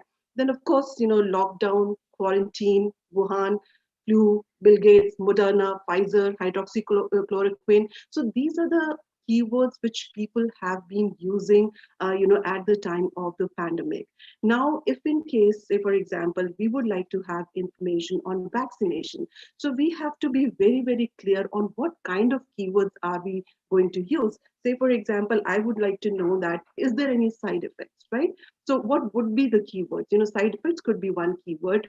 Covishield can be one keyword. Covaxin could be one keyword, and then maybe like we can combine all these keywords to get better results. So these are the keywords, and whatever keywords you're using, if you change your keywords, definitely like the Google will give you the different results for that. And that's why you have to be very, very systematic when you are using keywords to do your research on internet. It could be for anyone, for the journalist also. So if you are writing a story, say for example, if you plan to write a story on, what are people's experiences of, experience when they are having the first shot. So in that case, when you are, writing, these keywords, wherein you are expecting that the result wherein people are talking about their first-hand experience should come up, then you should know that, what are the kind of keywords you should be using for that. In that case, you might be using, you might be using me, with Covishield or Covaxin. So this is how we are actually using keywords, and we'll be talking about this in detail in this particular presentation. Of course, there are a lot of things which are happening in the media landscape, right? So, say for example, if someone is doing a research or academician or maybe like a journalist about media bias, so what could be, the keywords for that particular thing, for the media bias? So it could be mainstream media. It could be MSM, which is a short form of mainstream media. It could be coastal elite. It could be PC, which stands for politically correct. It could be PC Brigade, censored, politically correct, banned, fake news, won't cover this, won't report, free speech. And in fact, like, now a lot of people, say for example, yesterday or day before yesterday, there were a lot of, debates and discussions which are happening on channel on exit polls. Right. So there were a lot of people who were talking, why exit poll at this time of crisis? If you have to give data, there's a lot of data related to COVID-19 which you should be giving. So there were certain hashtags like misplaced priorities, which were trending at that point of time. So these are the keywords which we use when we do research for any area, for like whether we are talking about vaccination, COVID-19, or any other concept. So another thing is that ideology also affects the language that people use. So for example, you can see these two the post. The one is the tweet by Dr. Harshvardhan, health minister, and science is guiding the strategy behind world's largest vaccine drive, right? So these are the keyword, largest vaccine drive. And then of course, like COVID-19 vaccine doses. So mask pehno, and these are the keywords. And if you want to search about COVID-19 and what initiatives government is actually taking in this particular direction, then these are the keywords for you. But as I said that even the ideology decides the language which people are using on internet, then you can see these tweets which are written, and the content and the post which are being made by a number of people. Say for example, mask ki holi, mask se azadi. So these are the things which you see very often on on internet. So as a researcher, sometimes we have to be reactive in the sense that you see something is going viral and then you start searching about it. But many a times we do have to be proactive. We need to know that, okay, what people might be searching related to this on internet, and then maybe like we can have those things in our reports, in our articles which we are actually writing. uh, Another thing is that, when we are talking about keywords, always be on the lookout for new keywords. People keep using new words, right? Say, for example, this one, this is the post, and you can see the keywords like profits before people, right? So when you're talking about, the pharmaceutical companies, and when we are talking about vaccination, so this is something which is coming very often nowadays, profit before people. So if you are doing a story on maybe like pharmaceutical companies, or maybe like price differential in different vaccines, so this is the query which you can think of using while you are searching content on internet. Say for example, side effects, barrier, encephalopathy, neurological, these are certain keywords which people are using, new keywords. So we have to look out for new keywords what people are actually using. So for example, if someone is doing a story on side effects, then you need to know what exactly people are searching or might be searching. So you need to know, be a part of certain groups. You need to follow Twitter very carefully. You need to be there on Facebook to find out what new keywords people are actually coming up with, what keywords in the sense that what exactly are they writing on internet, and then you search with that particular query. So now what you can do is, when we are talking about keyword searches, you can master Boolean queries. And as I said that for some of you, it might be a new thing, but it's applicable for everyone.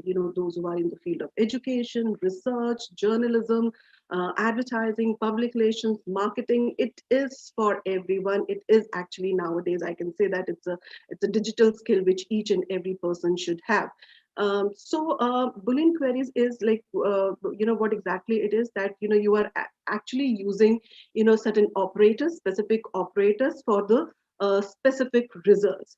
So I'll be sharing with you a few of them, which are very commonly used and which actually helps you in searching content in a better way on internet.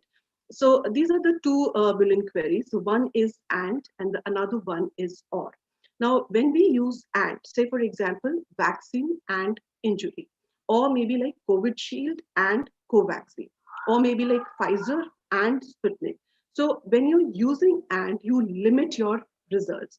So what you are saying to Google when you are using and operator is that I would like to have result in which both these search terms, both these search queries, keywords are being used, which means vaccination and injury. In or what happens, it expands your results. For example, Moderna or Pfizer, COVID or Covaxin. So in this, what happens that you get either of these terms should be there in the results which Google will present to you after you type your search query. So and limits your results, because in this case, vaccine and injury, both these keywords should be there in the result. And in the other case, or which expands the result, either Moderna should be there in that or Pfizer should be there in that. So it entirely depends upon you, like what is the objective of your search. So whether you should be using and, or you should be using or. Another thing which you have to keep in mind is that when you are using these operators, it has to be typed in capital letters. So and should be like all capital, or should be, or capital. Another one is minus or not. Usually we use minus. It actually excludes from results. Say, for example, I would like to search about different vaccine, but I don't want to know, or like I don't want that the Moderna should come in the result, right? So I will say vaccine minus Moderna. I am doing a story wherein I'm saying that I just want to know about the vaccine. I don't want to have articles where all the side effects and everything is written. So what I'll do, I'll write vaccine minus side effects, right? Or maybe like vaccine minus Covishield. So I'm just doing a story on a one particular thing. So I'll say that I would not like to have this particular keyword.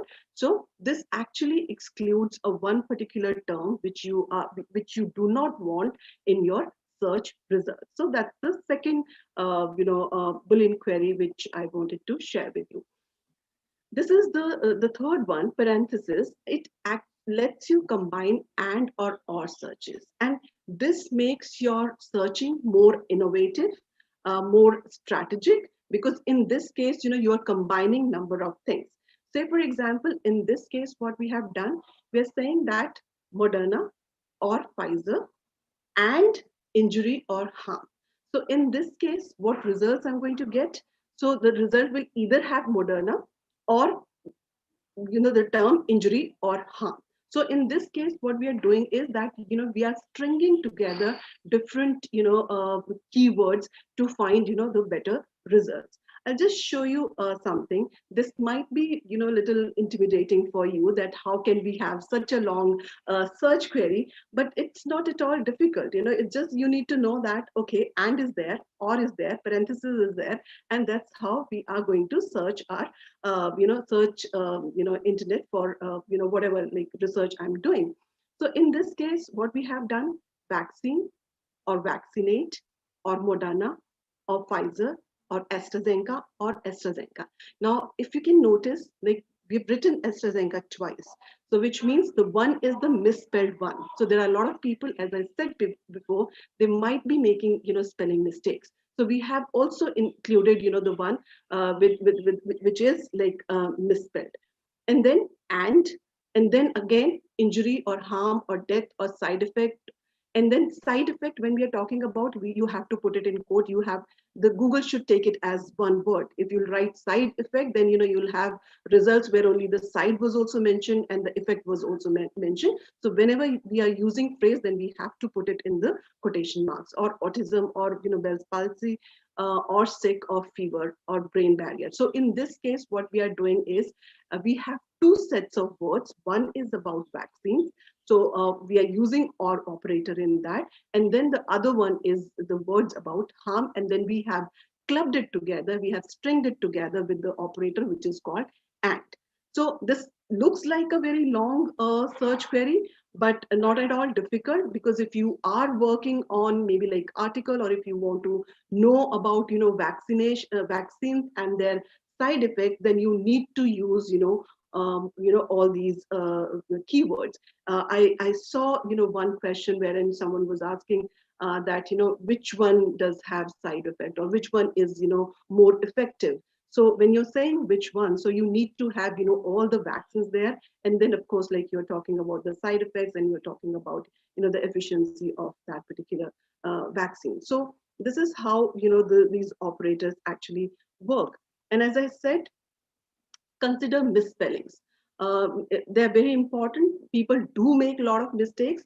In fact, like when people are working on different campaigns in the field of advertising and public relations, when they are working on digital campaigns, they do consider, a lot of, misspelled, words, because they know that people are, say, for example, geezer, right? So if you really want that to be there, embedded in your article, then you need to know that, okay, what are the misspellings for the geezer. So similarly, when we are actually putting out content, when we are, searching internet with the search queries, we need to consider misspellings. And then, as I said earlier, use quotation marks. Say, for example, when we are talking about brain barrier, when we are talking about side effects.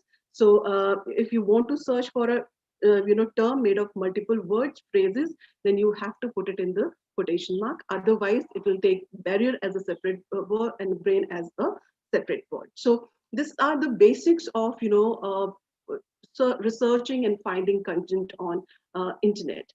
Now, when we are talking about Boolean, I mean, it's not that, okay, today I have said that, you use this particular keyword, you'll get the results, right? You might not get that. So it's iterative. You have to follow, different steps. You need to follow, and maybe like if you don't get the right result, what you have to do is that you have to tweak as you go.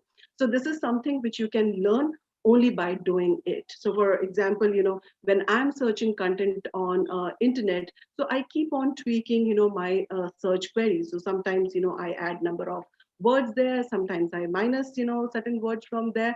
So you learn, when you start, working on these Boolean queries.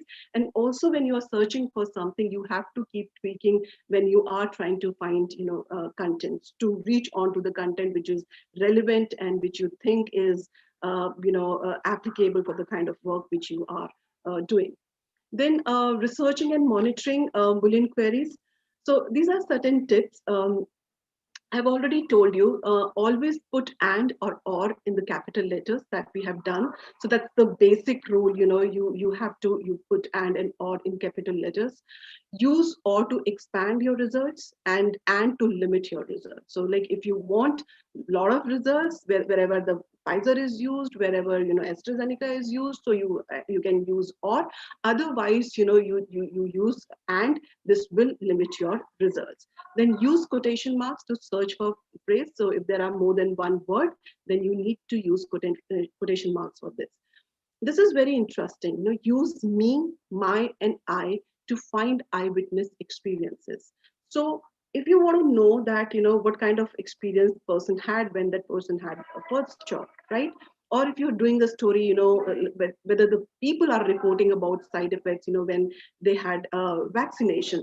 So in that case, when you are searching content, use me, my, and I, because this will give you eyewitness experiences. And this is something which you can use on Twitter. This is something which you can use on Google. When you talk about Facebook, Facebook, doesn't, we cannot use, Boolean queries in Facebook, but yes, if you are using CrowdTangle, which is a Facebook platform, in that it can be used. So then group similar keywords in parentheses. That is something which we have done. And then of course, like, check your work. So this was about the Boolean queries, and I know that it's not that difficult. Like it sounds difficult, but it's not very difficult. So another thing is that, as I said, that we'll be talking about source. Now, when we talk about source, and especially when we talk about vaccination or COVID-19 or like the kind of pandemic we are in, so we do have a lot of technical questions, and the kind of questions which I've seen the participants were asking. Many of them, there were technical questions. Only the medical practitioner can answer those questions. So one is this: yes, you need to talk to the people, the doctors, health workers, those who know this subject in and out. Another thing is that you also need to know what people are talking about this particular concept and vaccination in the different on different social media accounts and communities. So when we are doing online research, in online research, all these platforms like your WhatsApp, your Facebook, your Twitter actually becomes a source of information. So try and search content there. You'll get a lot of content which is available on all these platforms, and search new and evolving keywords on platforms. So when we are searching for this, look out for evolving keywords, new keywords. So now coming on to site searches help you search within the domain. Say, for example, you want to search for in WHO website, right? So like what all articles do they have on one particular vaccine? So you can search for that. You want to search for on a Ministry of Health and Family Welfare, you can do that. Now, this is the example for the Facebook. And as I said, when we are talking about the billion queries, it doesn't work on Facebook. But yes, like if you do a site search, you can find a lot of content in the different pages which we have on Facebook. So in this case, what do we have to do is we just have to type site colon facebook.com/pages. So for all the pages, the first URL is this, the facebook.com/pages, and then you can say your keywords vaccine and India. So it will give you all the results wherein vaccine and India are being used in the different Facebook pages. And of course, like they can be combined with other booleans. Say, for example, you want to use or, you want to use parentheses. That is something which you can do. So that's the only way out. Say, for example, you want to search Facebook pages. So for the Facebook pages is like that boolean query won't work, but this is something which is going to work. That now what you're doing is that you are searching for that particular query, for that particular keyword within the Facebook site. So site colon facebook.com/pages, and then whatever search query do you have, vaccine India, whatever like work you are doing. Then code searches help you search for specific language. Say, for example, this one, there are a lot of pages which are, there are pages which are pro-vaccine, but there are a lot of pages which are like, run by the community which is anti-vaccine, right? Say, for example, in US, the vaccine choice is, one term which is being used by the people who are actually anti-vaccine. So if you want to search, Facebook pages wherein the vaccine choice, quote has been used. So what you can do is just go to site the way we have done it for the the other query, facebook.com/pages, and then the in quote vaccine choice, and you'll get all the pages wherein this particular quote has been used. So this was about the billion query and how you can search content on internet. And of course, when you are doing your research and when you are writing articles, and even for a common person, when you are in need of information, you need to know what are the right ways to search content on internet. So this is about the first part of my presentation. Then the second thing is that how to monitor conversations in closed spaces. Now, these closed spaces are, very, very important. Say, for example, when I'm saying closed spaces, I'm talking about, WhatsApp, I'm talking about Facebook Messenger, I'm talking about, Signal, Telegram. These are the closed, spaces. So in this, what we are going to do is we'll talk about the closed groups and messaging apps. What are the different groups and apps which are available? We'll also talk about, ethics of monitoring, because this becomes very important, when we are talking about, searching content in these groups or searching content in these, apps.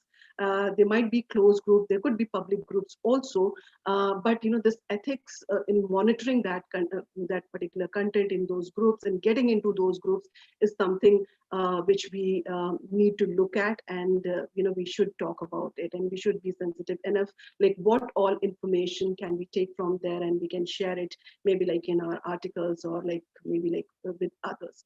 And then of course like certain search tips, and that is something which we are going to talk about. So closed groups and messaging apps, why are we talking about it? Because we know that there are a lot of people who communicate using these messaging apps, right? They engage with a lot of people, they interact with a lot of people, and this is a large group of people who are using these messaging apps, and there's a lot happening there, where people are sharing content, people are sharing articles, people are even consuming news there. So it is very, very important for us to know what is happening in these groups, and especially like when we are talking about vaccine misinformation, we should know that what a different one particular group is talking about one particular vaccine. So because a lot of people are interacting, communicating using these closed groups and messaging apps, it becomes very important for us to understand this, and then of course find out a way how we can be a part of that, how we can actually get information from there, which maybe like we can use it in our article, or maybe like to get answer to whatever queries we have. So if we are talking about WhatsApp, the WhatsApp 2 billion users we have, and this is like the most popular app across the world. When we are talking about Facebook Messenger, 1.3 billion users. When we are talking about WeChat, it's native to China, and of course, like there's huge number of people who are there on this particular app. Also, Kakao Talk, which is native to Korea. Telegram used to be popular in Iran before it was blocked. And then Line is popular in Japan, Taiwan, and Thailand. And Signal, which is an open source, app, and which is being lauded by a lot of security experts, for being the safest app which we have right now to communicate with each other. So these are, some of the closed groups and messaging apps which, people are using across the world to communicate with each other. So we need to know, say for example, when we talk about India, we know that in India there are more than 400 million active WhatsApp users. People across the world, say for example Indian diaspora, I mean they are using WhatsApp to be connected with their near and dear ones. So we need to find out, see, these are the apps, we know that where it came from, we know like what kind of communities are there in these particular apps. If we are doing a story, if we want to know that, okay, a one particular, for a one particular company, what is that, vaccine narrative, for that community, then we need to look at, all these apps. So this will give you a lot of information, what people in the different parts of the country are talking about vaccination and vaccine drive, or about, the different vaccines. Then, of course, when we are talking about these apps, it is not only just a messaging platform. As I said earlier, people do get a lot of news using these particular apps, and with the initiatives like Free Basics, wherein there are certain apps which are available. People don't have to spend their data, money, to use or to access those particular apps. That means there are a lot of people who are being there on these particular apps, communicating with each other. We also need to know like what sort of communication happening on those particular platforms. We also need to know what kind of communication is happening related to vaccination or like vaccination misinformation on these particular platforms. So in some countries like Brazil, time spent on WhatsApp, Facebook doesn't count against monthly data cap. So like part of Free Basics, so it's freely available. That means a lot of people there, and we need to look at what these people are actually talking about. Then Of course, as I said, it's not just another form of SMS. There are a lot of people who are using these apps for news. And this is the research which is being done by Reuters Institute. And in fact, when we talk about the WhatsApp for news, in Brazil, 53% of the people who are using WhatsApp, they are also consuming news on this particular platform. In Malaysia, 50%, South Africa, 49%, Hong Kong, 41%, which is a huge number, right? So people are actually consuming a lot of news, using these particular platforms. Then, of course, like Messenger, not as popular as WhatsApp, but yes, like people are consuming news on these particular platforms also. And then, of course, like you have, Viber for news. And this is the research which is being done by Reuters Institutes for the Study of Journalism, and this tells that it's not just a messenger app or SMS app. People are doing a lot more than just interacting with each other. They are consuming a lot of news, and when I'm saying a lot of news, I mean it could be it could be anything. News coming from the different mainstream media, but could be a lot of fake websites and all, and the links and other things are being shared using these particular platforms. Now in 2019 Mark Zuckerberg announced this pivot to privacy. That was a very ambitious project. And when we are talking about this pivot to privacy, it's basically like when we talk about all these social media network. Initially they came up with the kind of concept that a space will be created wherein people are interacting and sharing content. But it was realized that you need to supplement it with the closed messaging services. And this is what Mark Zuckerberg said, that the future of communication is like in encrypted services, encrypted messagings, and people are moving towards it. So there are a lot of people, I mean, who are actually there was a trend, a lot of people who were looking at this option for the closed messaging group and apps to avoid monitoring and targeting, harassment, legislation that punishes sharing false information.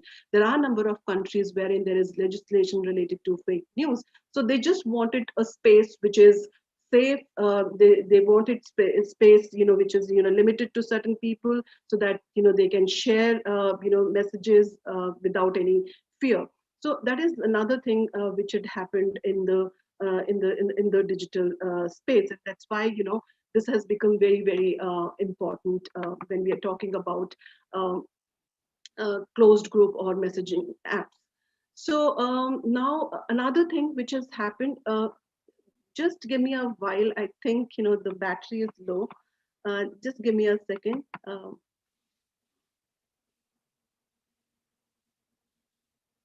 Okay, I'll just take a small break and then maybe.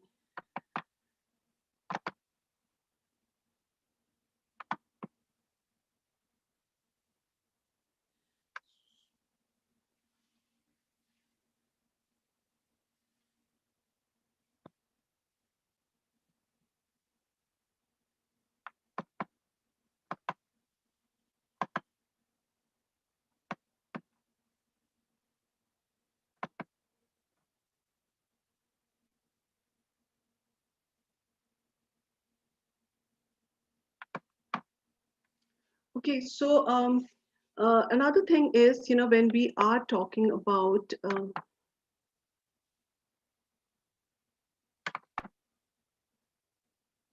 just give me a moment.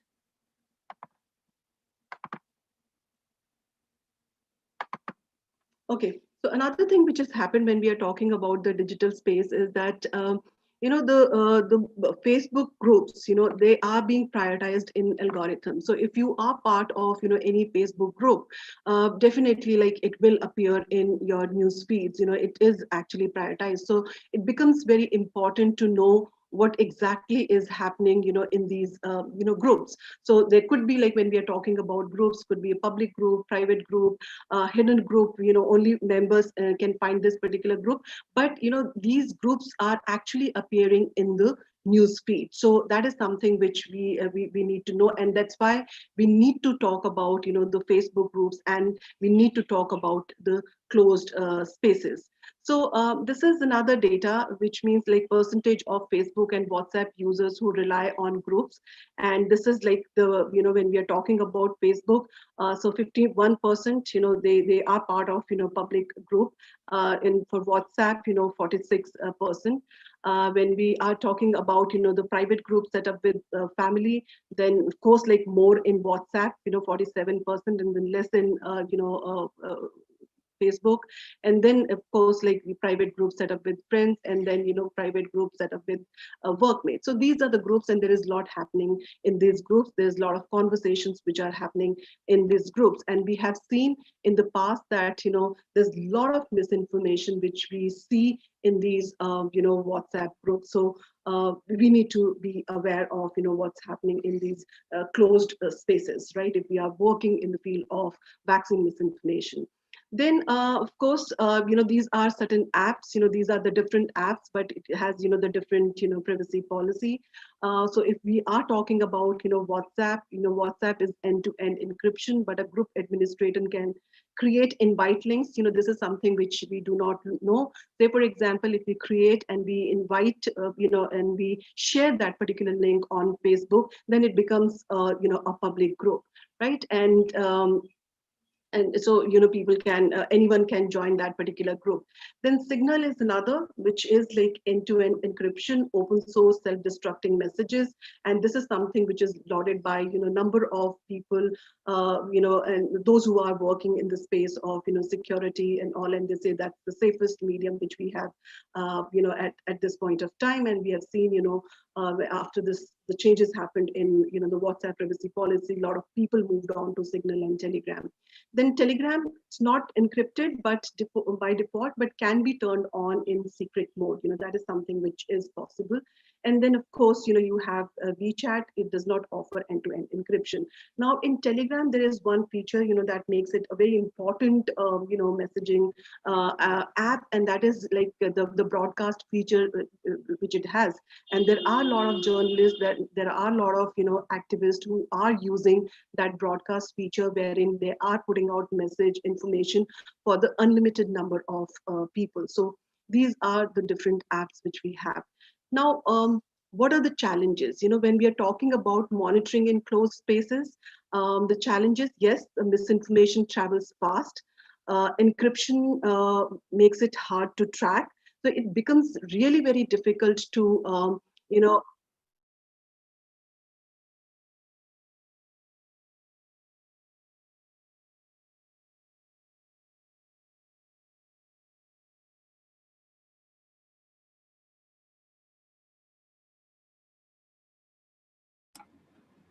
Hi, I think we have lost Sonia. Yeah, I think something wrong with Anubhuti's thing. We will wait for just maybe a couple of minutes for her to join back. All of us are working from home. There could be technical glitches. Just give us one moment and we will have Anubhuti join us back again.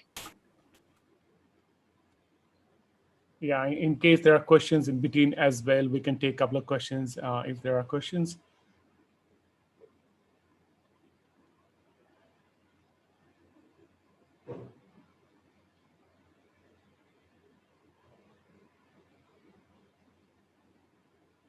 Okay, so I think we can start taking one or two. They have already been there for Anubhuti's session.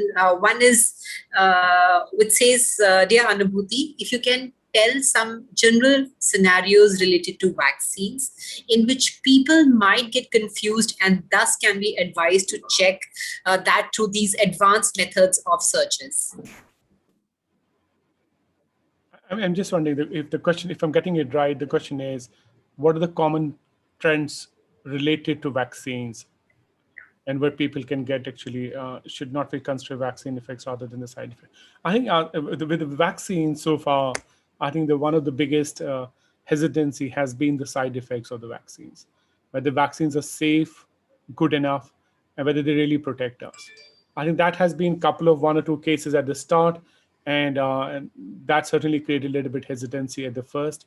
And given, I think that question was also asked in the first session, whether we rushed with data and with trials and everything, given this was a really unprecedented situation, and then the vaccine manufacturers actually really went ahead in a quite a good speed to develop these vaccines. So maybe some routine couple of steps were not taken, and because of that, perhaps there was also this little bit concern whether all measures, all trials were conducted, and whether all data was made public or not. So I think those couple of things, if you look at them from a misinformation perspective, I think those two were the major concerns people globally, not only in India but globally, that whether the people have complete knowledge of the side effects of the vaccines. And because there are side effects, it's not every vaccine, whether that is like a minor or bigger or whatever, every medicine has a side effect. But the question is, when you compare that side effect of the how many lives it is saving, so out of 1 million people, if one person gets a side effect, that's really negligible then. Yeah, thanks. We will take another one from Nivedita, which is how can Google search help in data that is buried deep in government websites? What can be the methods, and is it what that Anubhuti said about paid search or website search? Yeah, no, a very good question. Actually, there's a lot of information on websites which often people also delete after some time. Governments delete a lot of data. We have Anubhuti back, good thing. Yeah, I will just take this one and then we go to Anubhuti back. So there's a lot of what happens is that there's a lot of information. Good to see you back. Wonderful. So we're just taking this one and then we go back to you. So we're seeing a lot of information on websites which is being removed even by the state or non-state actors or organizations because they feel like or they want to hide that for that matter. So we have like a Wayback Machine, the website actually. You go on that website and you can go back like 5 years, 10 years, 15 years, and you can see what all content was uploaded on a particular website. And you can actually extract that documents, data, even if that is removed by the host organization. So the tool is called Wayback Machine. If you Google it, you can find actually the link, and you can very simple. You go on that website, put a name of website you want to search, and go back 2 year, 3 year, 5 year, 10 year, and you can see all the data which was uploaded on that website. So that's really helpful. And then text searches are very important. That, as Anubhuti was saying, like using commas, using plus sign, using minus sign. So there are different search, like tools which actually help you to go a little bit deeper. Like when you put a quote, when you search on a Google in quotes, you are removing millions of searches which are not related. Wayback Machine, yeah, that's right. So if you go back, that's good. Internet Archive is another one that's also from the Wayback Machine. So both are very important tools. So without losing time, we will go back to Anubhuti then. Thank you so much. Yeah, thank you so much. And I'm extremely sorry. I mean, this is the disadvantage of, working from home. It looks like that my charger was not working. Anyways, so we'll just carry on. And in fact, yes, I totally agree with, Syed when he was talking about Wayback Machine. That's a very interesting, the platform which we have, and especially like for the researchers. For example, if you want to find out any archive content, it will give you, just have to type the URL of that particular website, and then it will give you calendar on what days, the people were, the pages were, archived. You go to, that particular year or date, and you'll see what that particular website looked like on that particular day and in that particular year. So that's a wonderful platform. Another thing which can be done using Wayback Machine is that you can also archive pages. Say for example, you come across something and you feel that that is something that needs to be archived, and there are chances that people might delete it later on. So you can also archive pages and add pages to this archive. So that's a wonderful platform which we have to archive material, to retrieve the material which has been archived, and also like to archive ourselves. So okay, so to continue with what I was actually talking about, we were talking about the challenges of monitoring content in these closed spaces. So the misinformation travels fast. That is something which we know, and especially like when it is there in the groups. When it is there in the groups, people tend to believe that particular content because it is either coming from their friends or relatives, maybe like-minded people. If it is a professional group, so they tend to believe that particular content. So that's one challenge which we are facing. Then encryption makes it hard to track. You don't get to know, I mean, who is the originator of this particular content. So that's the major challenge which we are facing when we are talking about monitoring content in these closed uh, spaces. And of course, like the origins of falsehood are difficult to verify. So these are certain challenges which are being faced when we are working in the field of vaccine misinformation, and that too in the closed spaces.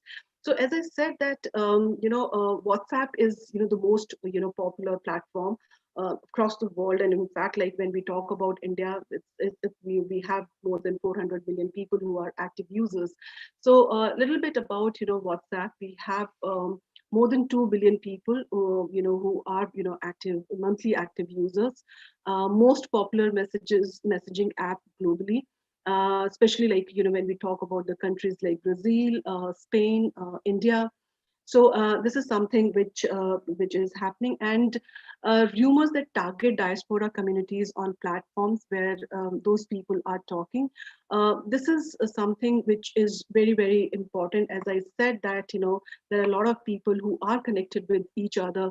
Who might be there in the different parts of the world through WhatsApp, and in fact, this is one message which became viral at one point of time, and this was like a security alert for USA residents. Do warned that there is a group going to homes and pretending to be officials from Home Affairs. They have documents with the letterhead, and it's basically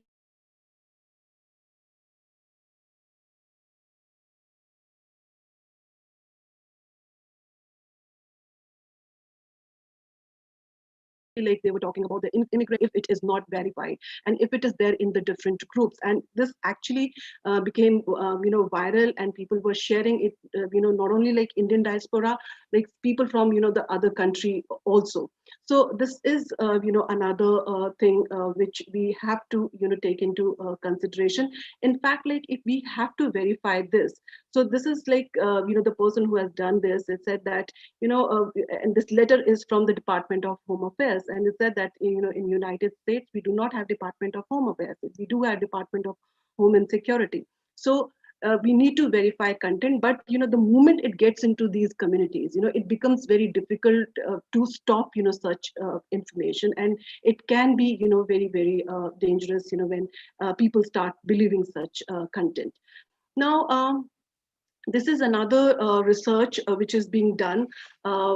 This is something which was done during 2018 presidential election in Brazil, and Comprova was a project by First Draft, and they were looking for misinformation at that point of time, and there were a number of newsrooms involved in this, and they had misinformation tip line, and in fact they received over 1 lakh messages, which were false, and the people wanted to get it verified on that particular tip line. So one thing which came across, and that's the result of this particular study, is that even now the image is actually ruling when we talk about the format in which the misinformation is being spread. So a lot of misinformation is in the form of images. Yes, you do have audio, you do have video, you have text only, but the images is the one which is actually reigning. But when we are talking about the audio messages, yes, they did receive 30 viral audio messages, and it was sent to their tip line more than 1,500 times. Now the problem with the audio is that it really becomes difficult to verify that particular content, and especially like if someone is sharing audio on a platform like WhatsApp, then how do you verify that? You don't even get to know like who has shared this or who is the originator of this particular message. Had it been on Facebook or maybe like Twitter, still you can do something about it. At least like you can talk about who is this person and who is this community who's actually forwarding this particular message. But when it comes to the closed messaging app, it becomes very difficult to verify that. Now, another very important challenge, and in fact, this is the concept which the journalist, in fact, and especially like media educators should know, the tipping point, which means that what is that the point wherein we have to report for misinformation. So, or especially like when we are talking about vaccine misinformation, or when we start talking about it. Now, you might say that, okay, if there is a misinformation, we need to report that, we need to talk about that. But what happens that, there are chances that many a times that rumor might not have spread to large number of people, right? But if you start doing that, if you start reporting that, then there is a potential of amplifying that particular content.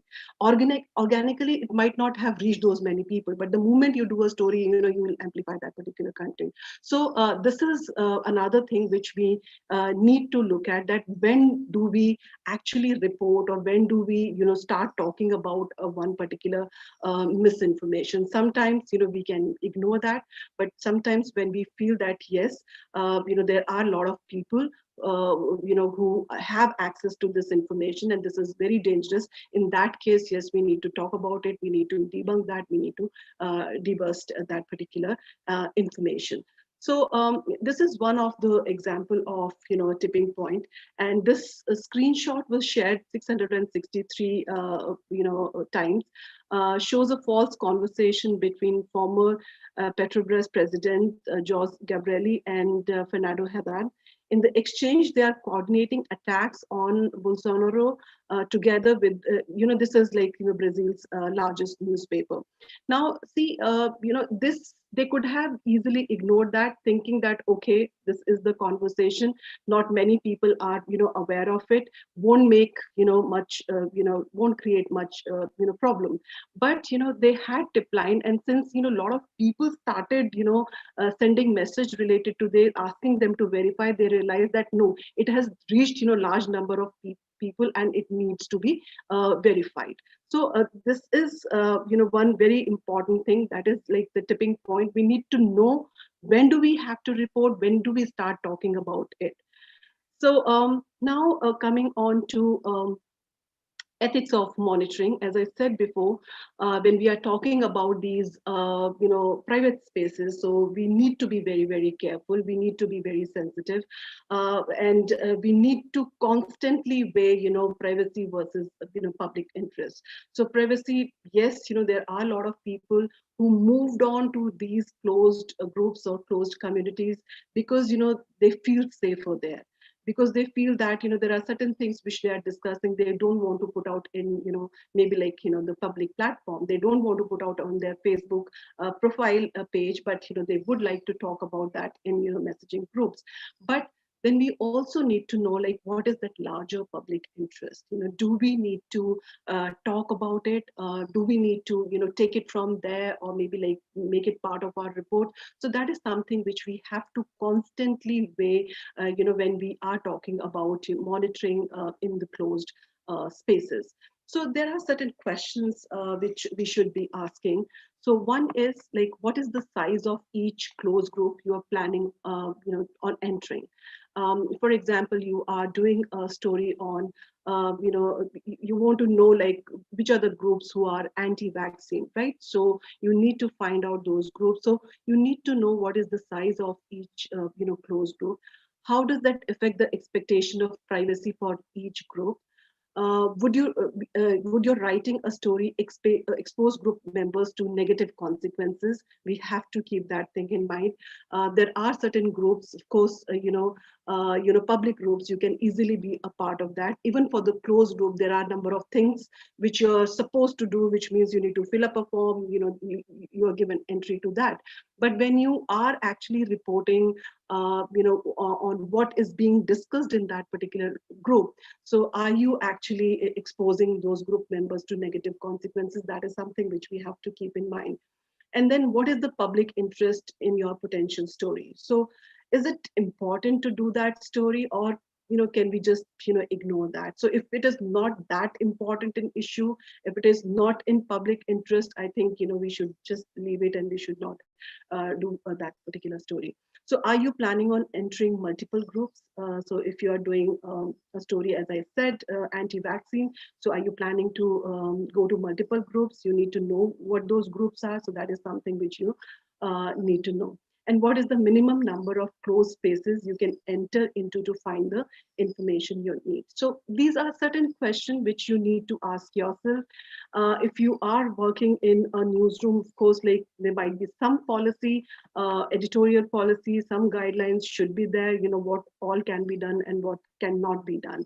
So then when we talk about the expectation of privacy, whatever the groups are, whether it's a public group, whether it's a closed group, ultimately it's a group. So even if it is a public group, there is some sort of expectations amongst this group member that whatever they are sharing in that group, or whatever they are communicating, that will be limited to that particular space. So there is a lot of expectation. So when you are doing a story, and when you are entering into these groups, you have to keep this in mind. So for example, this about this group, this is a group for parents, grandparents, caregivers, family guardians who are tired of people bashing vaccines. So this is the entire group. So when you enter that group, so what kind of information you would like to seek from there? How would you like to use it in your story? So that is the question which you need to ask yourself. And then, of course, there are private groups. Now, there are a number of groups wherein you have to answer to, a number of questions before you get, entry to that particular group. So you might have joined a number of groups. So, for example, this is like, these are the initiation question. And if you read these questions, what brings you to the New Mexico Vaccine Choice group? We aren't trying to keep anyone in particular out, just trying to maintain the privacy of the group. So you have to give answers to this. Now, if you are a journalist, and representing a one particular media house, then, you have to be very careful with this. You need to know, what is the policy in your own organization? What do you do? How do you enter in these particular groups? Do you enter anonymously, or do you give, wrong information? These are the things which we need to talk about, and we need to be very, very clear of. And then, of course, security, there are a lot of personal details which are being asked, when you register for, any of these groups: your name, email, identification, phone number, location, social media credentials. So like, are you ready to share all that? And as I said, that whether you would like to enter to these groups, anonymously. So that's something which we need to be very careful about, and you have to be very clear when you are entering that particular group.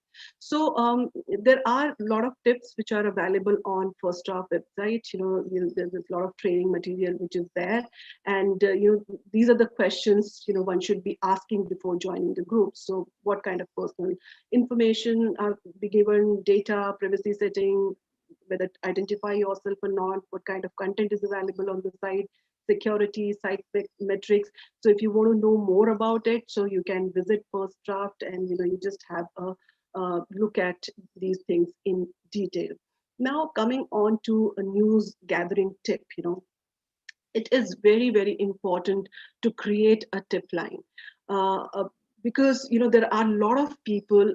We maybe like sitting in the newsroom might not be aware that, okay, this is something which is going viral, or maybe like this is the misinformation related to vaccination which are there in certain groups.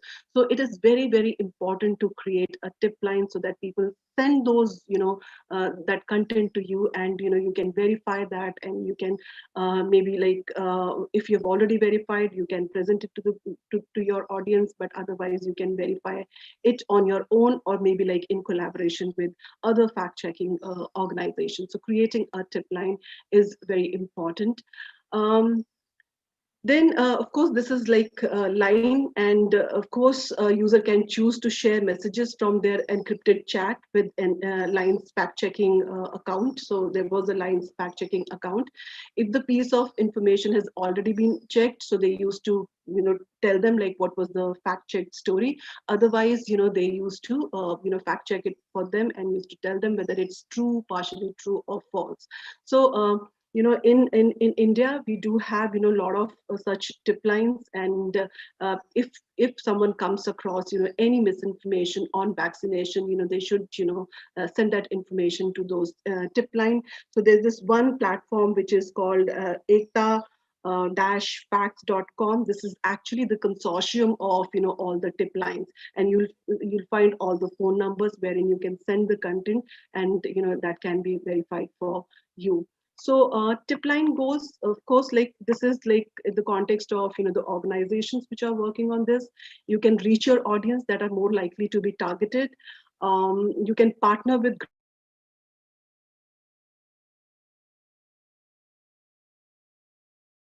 grassroots groups, community who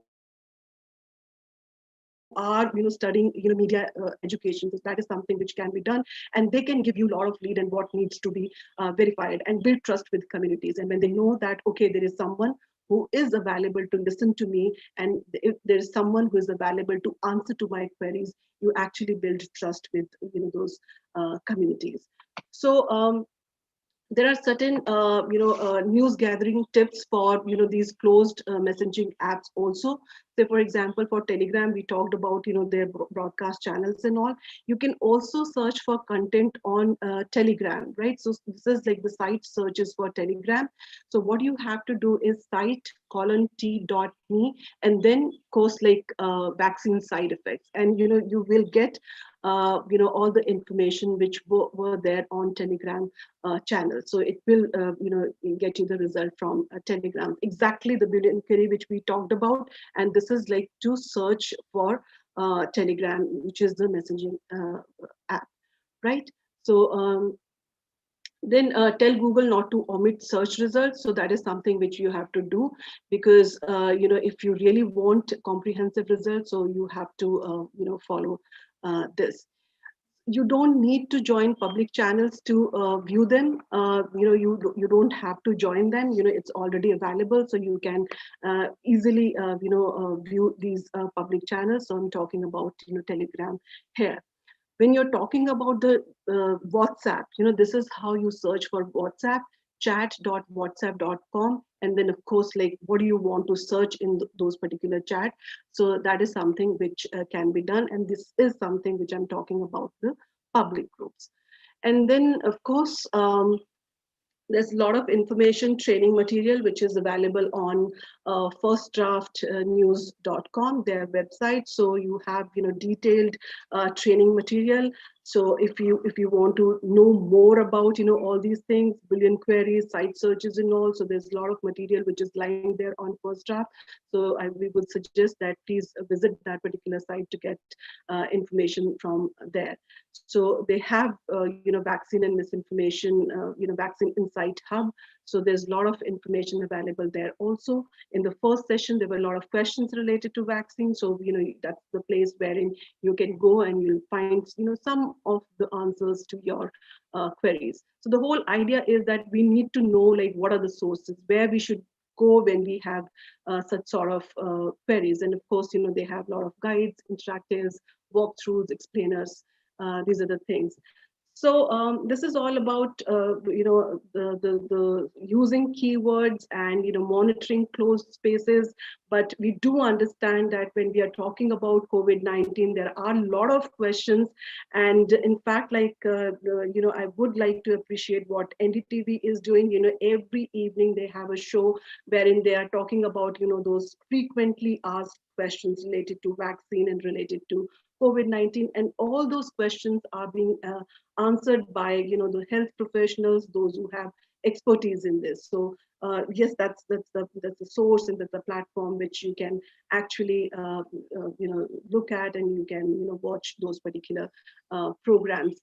Then there are a lot of websites for, cross-checking. So you do have WHO website, you have Center for Disease Control and Prevention, Food and Drug Administration, Ministry of Health and Family Welfare, Indian Council of Medical Research, State Health Ministries, Question Hub, which Syed was telling, Health Analytics Asia. So you have questions and, related to vaccination, so that are being answered for you. So you can visit that.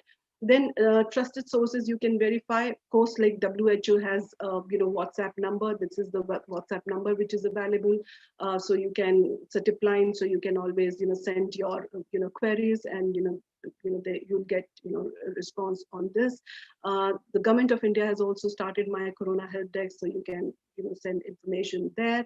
IFCN, they have their own chatbot. So if you search it on Google, so you will find that. So that chatbot is available. So you can send information there, and you can get that verified. For more help in fact checking, and these are the different websites. And as I said, that facts.com. So you have all the numbers available there. So you can send in your queries and your questions to them. And if you find any misinformation related to vaccination, so these are the people who have expertise in, fact checking and verification. They have resources also, they'll do it for you. In addition to this, if you have queries, on any of the government policies and programs related to vaccination. So that is something which you can send it to PIB. They do have, fact-checking desk. So that's all from my side. Thank you very much for being so patient, and I'm extremely sorry that for that little break which happened in between. Thank you so much. Thank you so much, Anubhuti. And I think it's absolutely okay dropping off and dropping in between. It's fine. We are all working from home, and these are some extraordinary, difficult circumstances, and we completely understand. But thank you so much, Anubhuti. This was a very unique session and a very insightful one. And I just hope that all our participants would have gained really, really well with that. If you want, you can stop your screen, and then we can take few questions.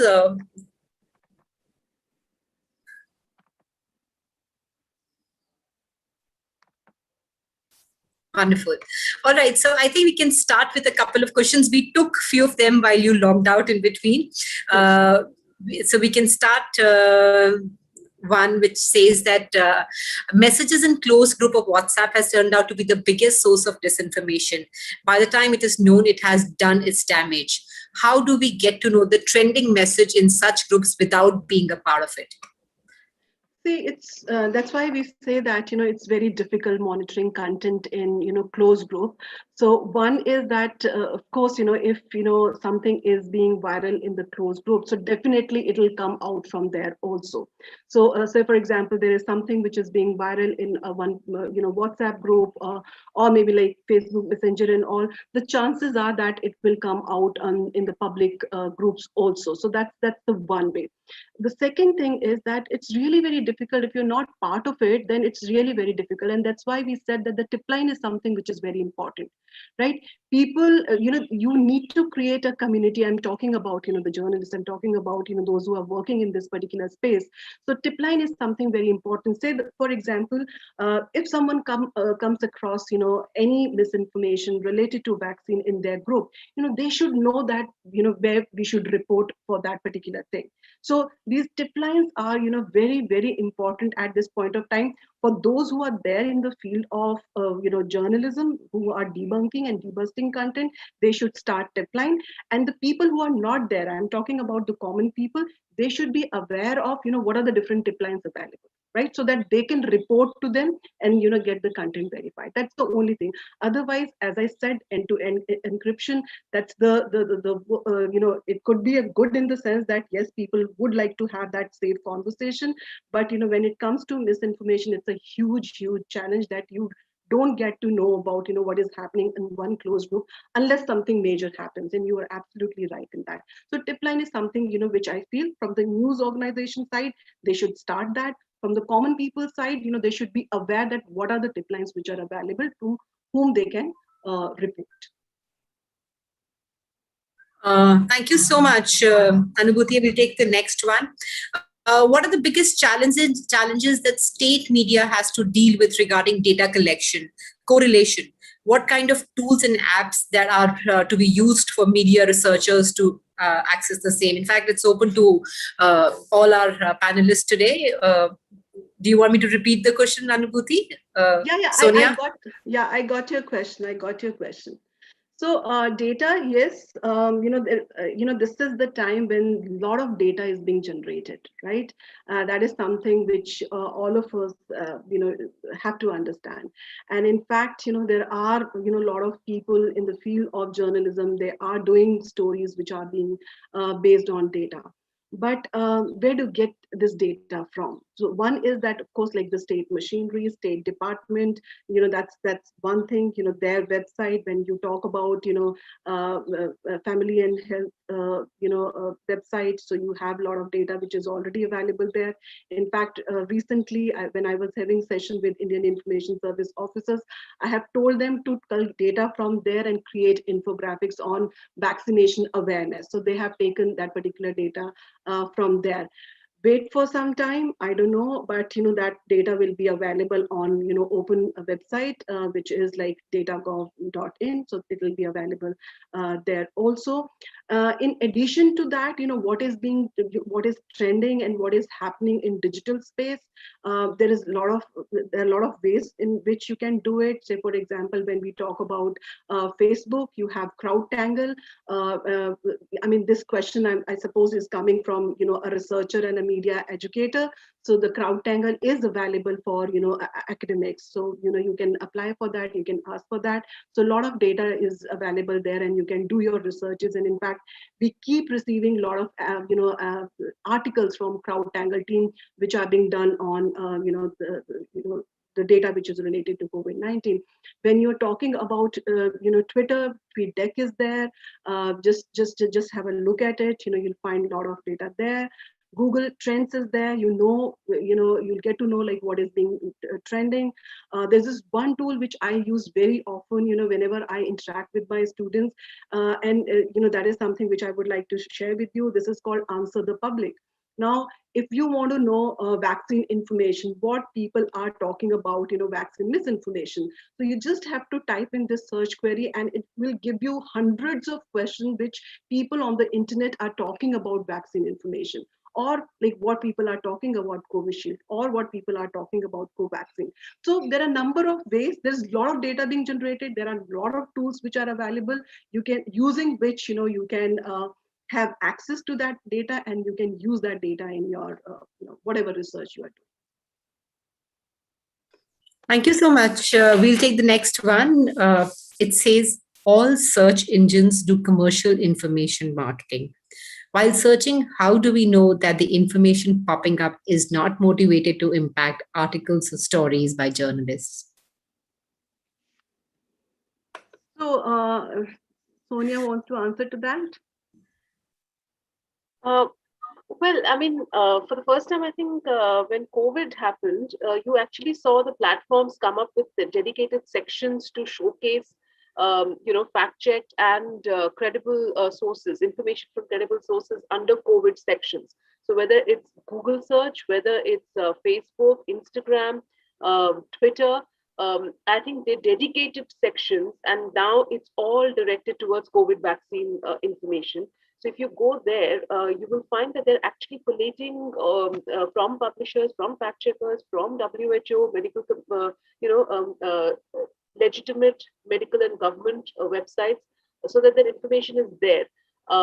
So I mean, one thing is Google search having an ad section. They highlight that it's an ad section. Yes, the Google search results can throw up mixed results from all kinds of sources, but that's again going back to the basics of what source, which website, does the website look legit, read about us, is it a popular publication, is it a BBC, or is it a CNN, is it a Indian Express, or I mean, we all know the credible sources around us in terms of publication. So is it a not so well known website?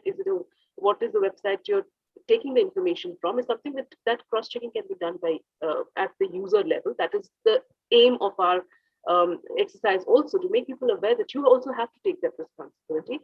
But I think COVID brought together the platforms in a big way to ensure that they have dedicated sections to just showcase good information, because they realized the damage of infodemic pretty early, that their platforms are being misused and how.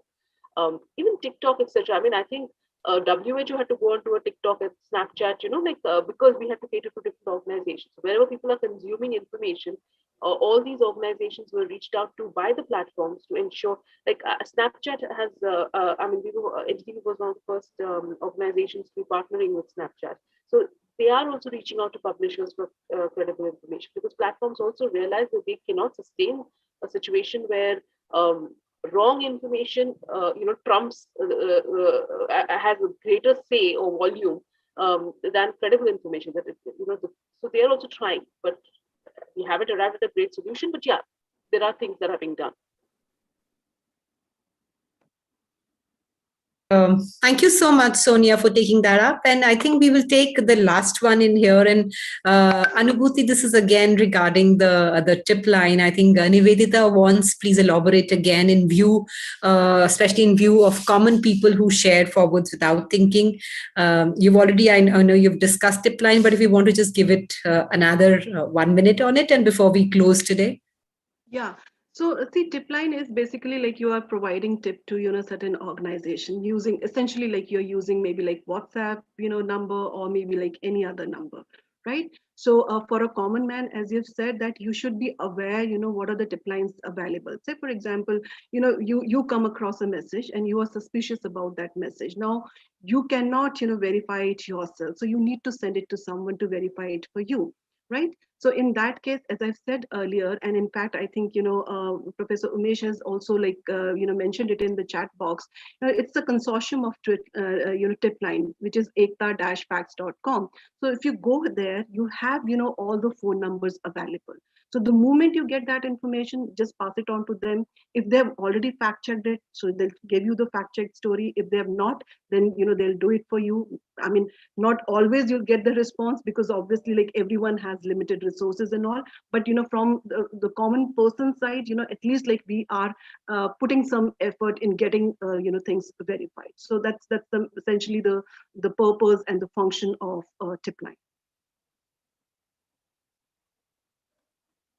Thank you so much, Anubhuti and Sonia. Really, really well taken question and answers, and the sessions specifically. Any last words by both of you before we close in today? We've taken most of the question answers. Anything that you want to both say before the session ends? See, I just want to say one thing, whatever information you see, right, on channel or on, closed messaging apps, whatever, the only solution right now, which we can see, is vaccination, right? Please go and get yourself vaccinated. So that's the only solution which we can see right now. Thank you. Yeah, I think this is a perfect closing for a session which was aimed to basically sensitize all our participants and the larger public and all the stakeholders here about vaccinations, especially around COVID. There are a lot of misinformations, and we will continue to address those by way of our sessions to come, just to let all our participants know that this was the first session that we had planned for Delhi. In the coming days to follow, like I said, we are doing 30 sessions across India. The next one is basically to be done in Jharkhand, which is on 3rd of May, followed by 3 sessions on 6th of May, which is in Kerala, Madhya Pradesh, and Ladakh. The schedule is in the registration link. My colleague will post the registration link in the chat box. I would really, really, really request all of you to be a part of it, to spread the word around and let people be aware of any kind of misinformation floating around on vaccines. I think this is a time where all of us have to gather together, have to come together and fight this together. COVID is definitely taking a toll on all of us in here. So let's ensure that whatever that we can do to the best of our capability, we should. Let's spread the word around. The registration link is in here. Thank you so much once again, everyone, for joining us, for taking us our time. I know online sessions, it's been a year of online sessions and it's not easy for being there, but thank you again. On behalf of everybody in here, all our journalist fraternity friends, Anubhuti, Sonia, Team Data Leads, First Draft, Google News Initiative, India Training Network, I want to take this opportunity to thank you all once again for being a part of this initiative. Please continue being with us. You already have my colleague Shivali's email ID, Pankuri's email ID. They are always there in case you have any other query that you want to be addressed, to reach out to us. Thank you so much once again. Thank you so much. Thank you.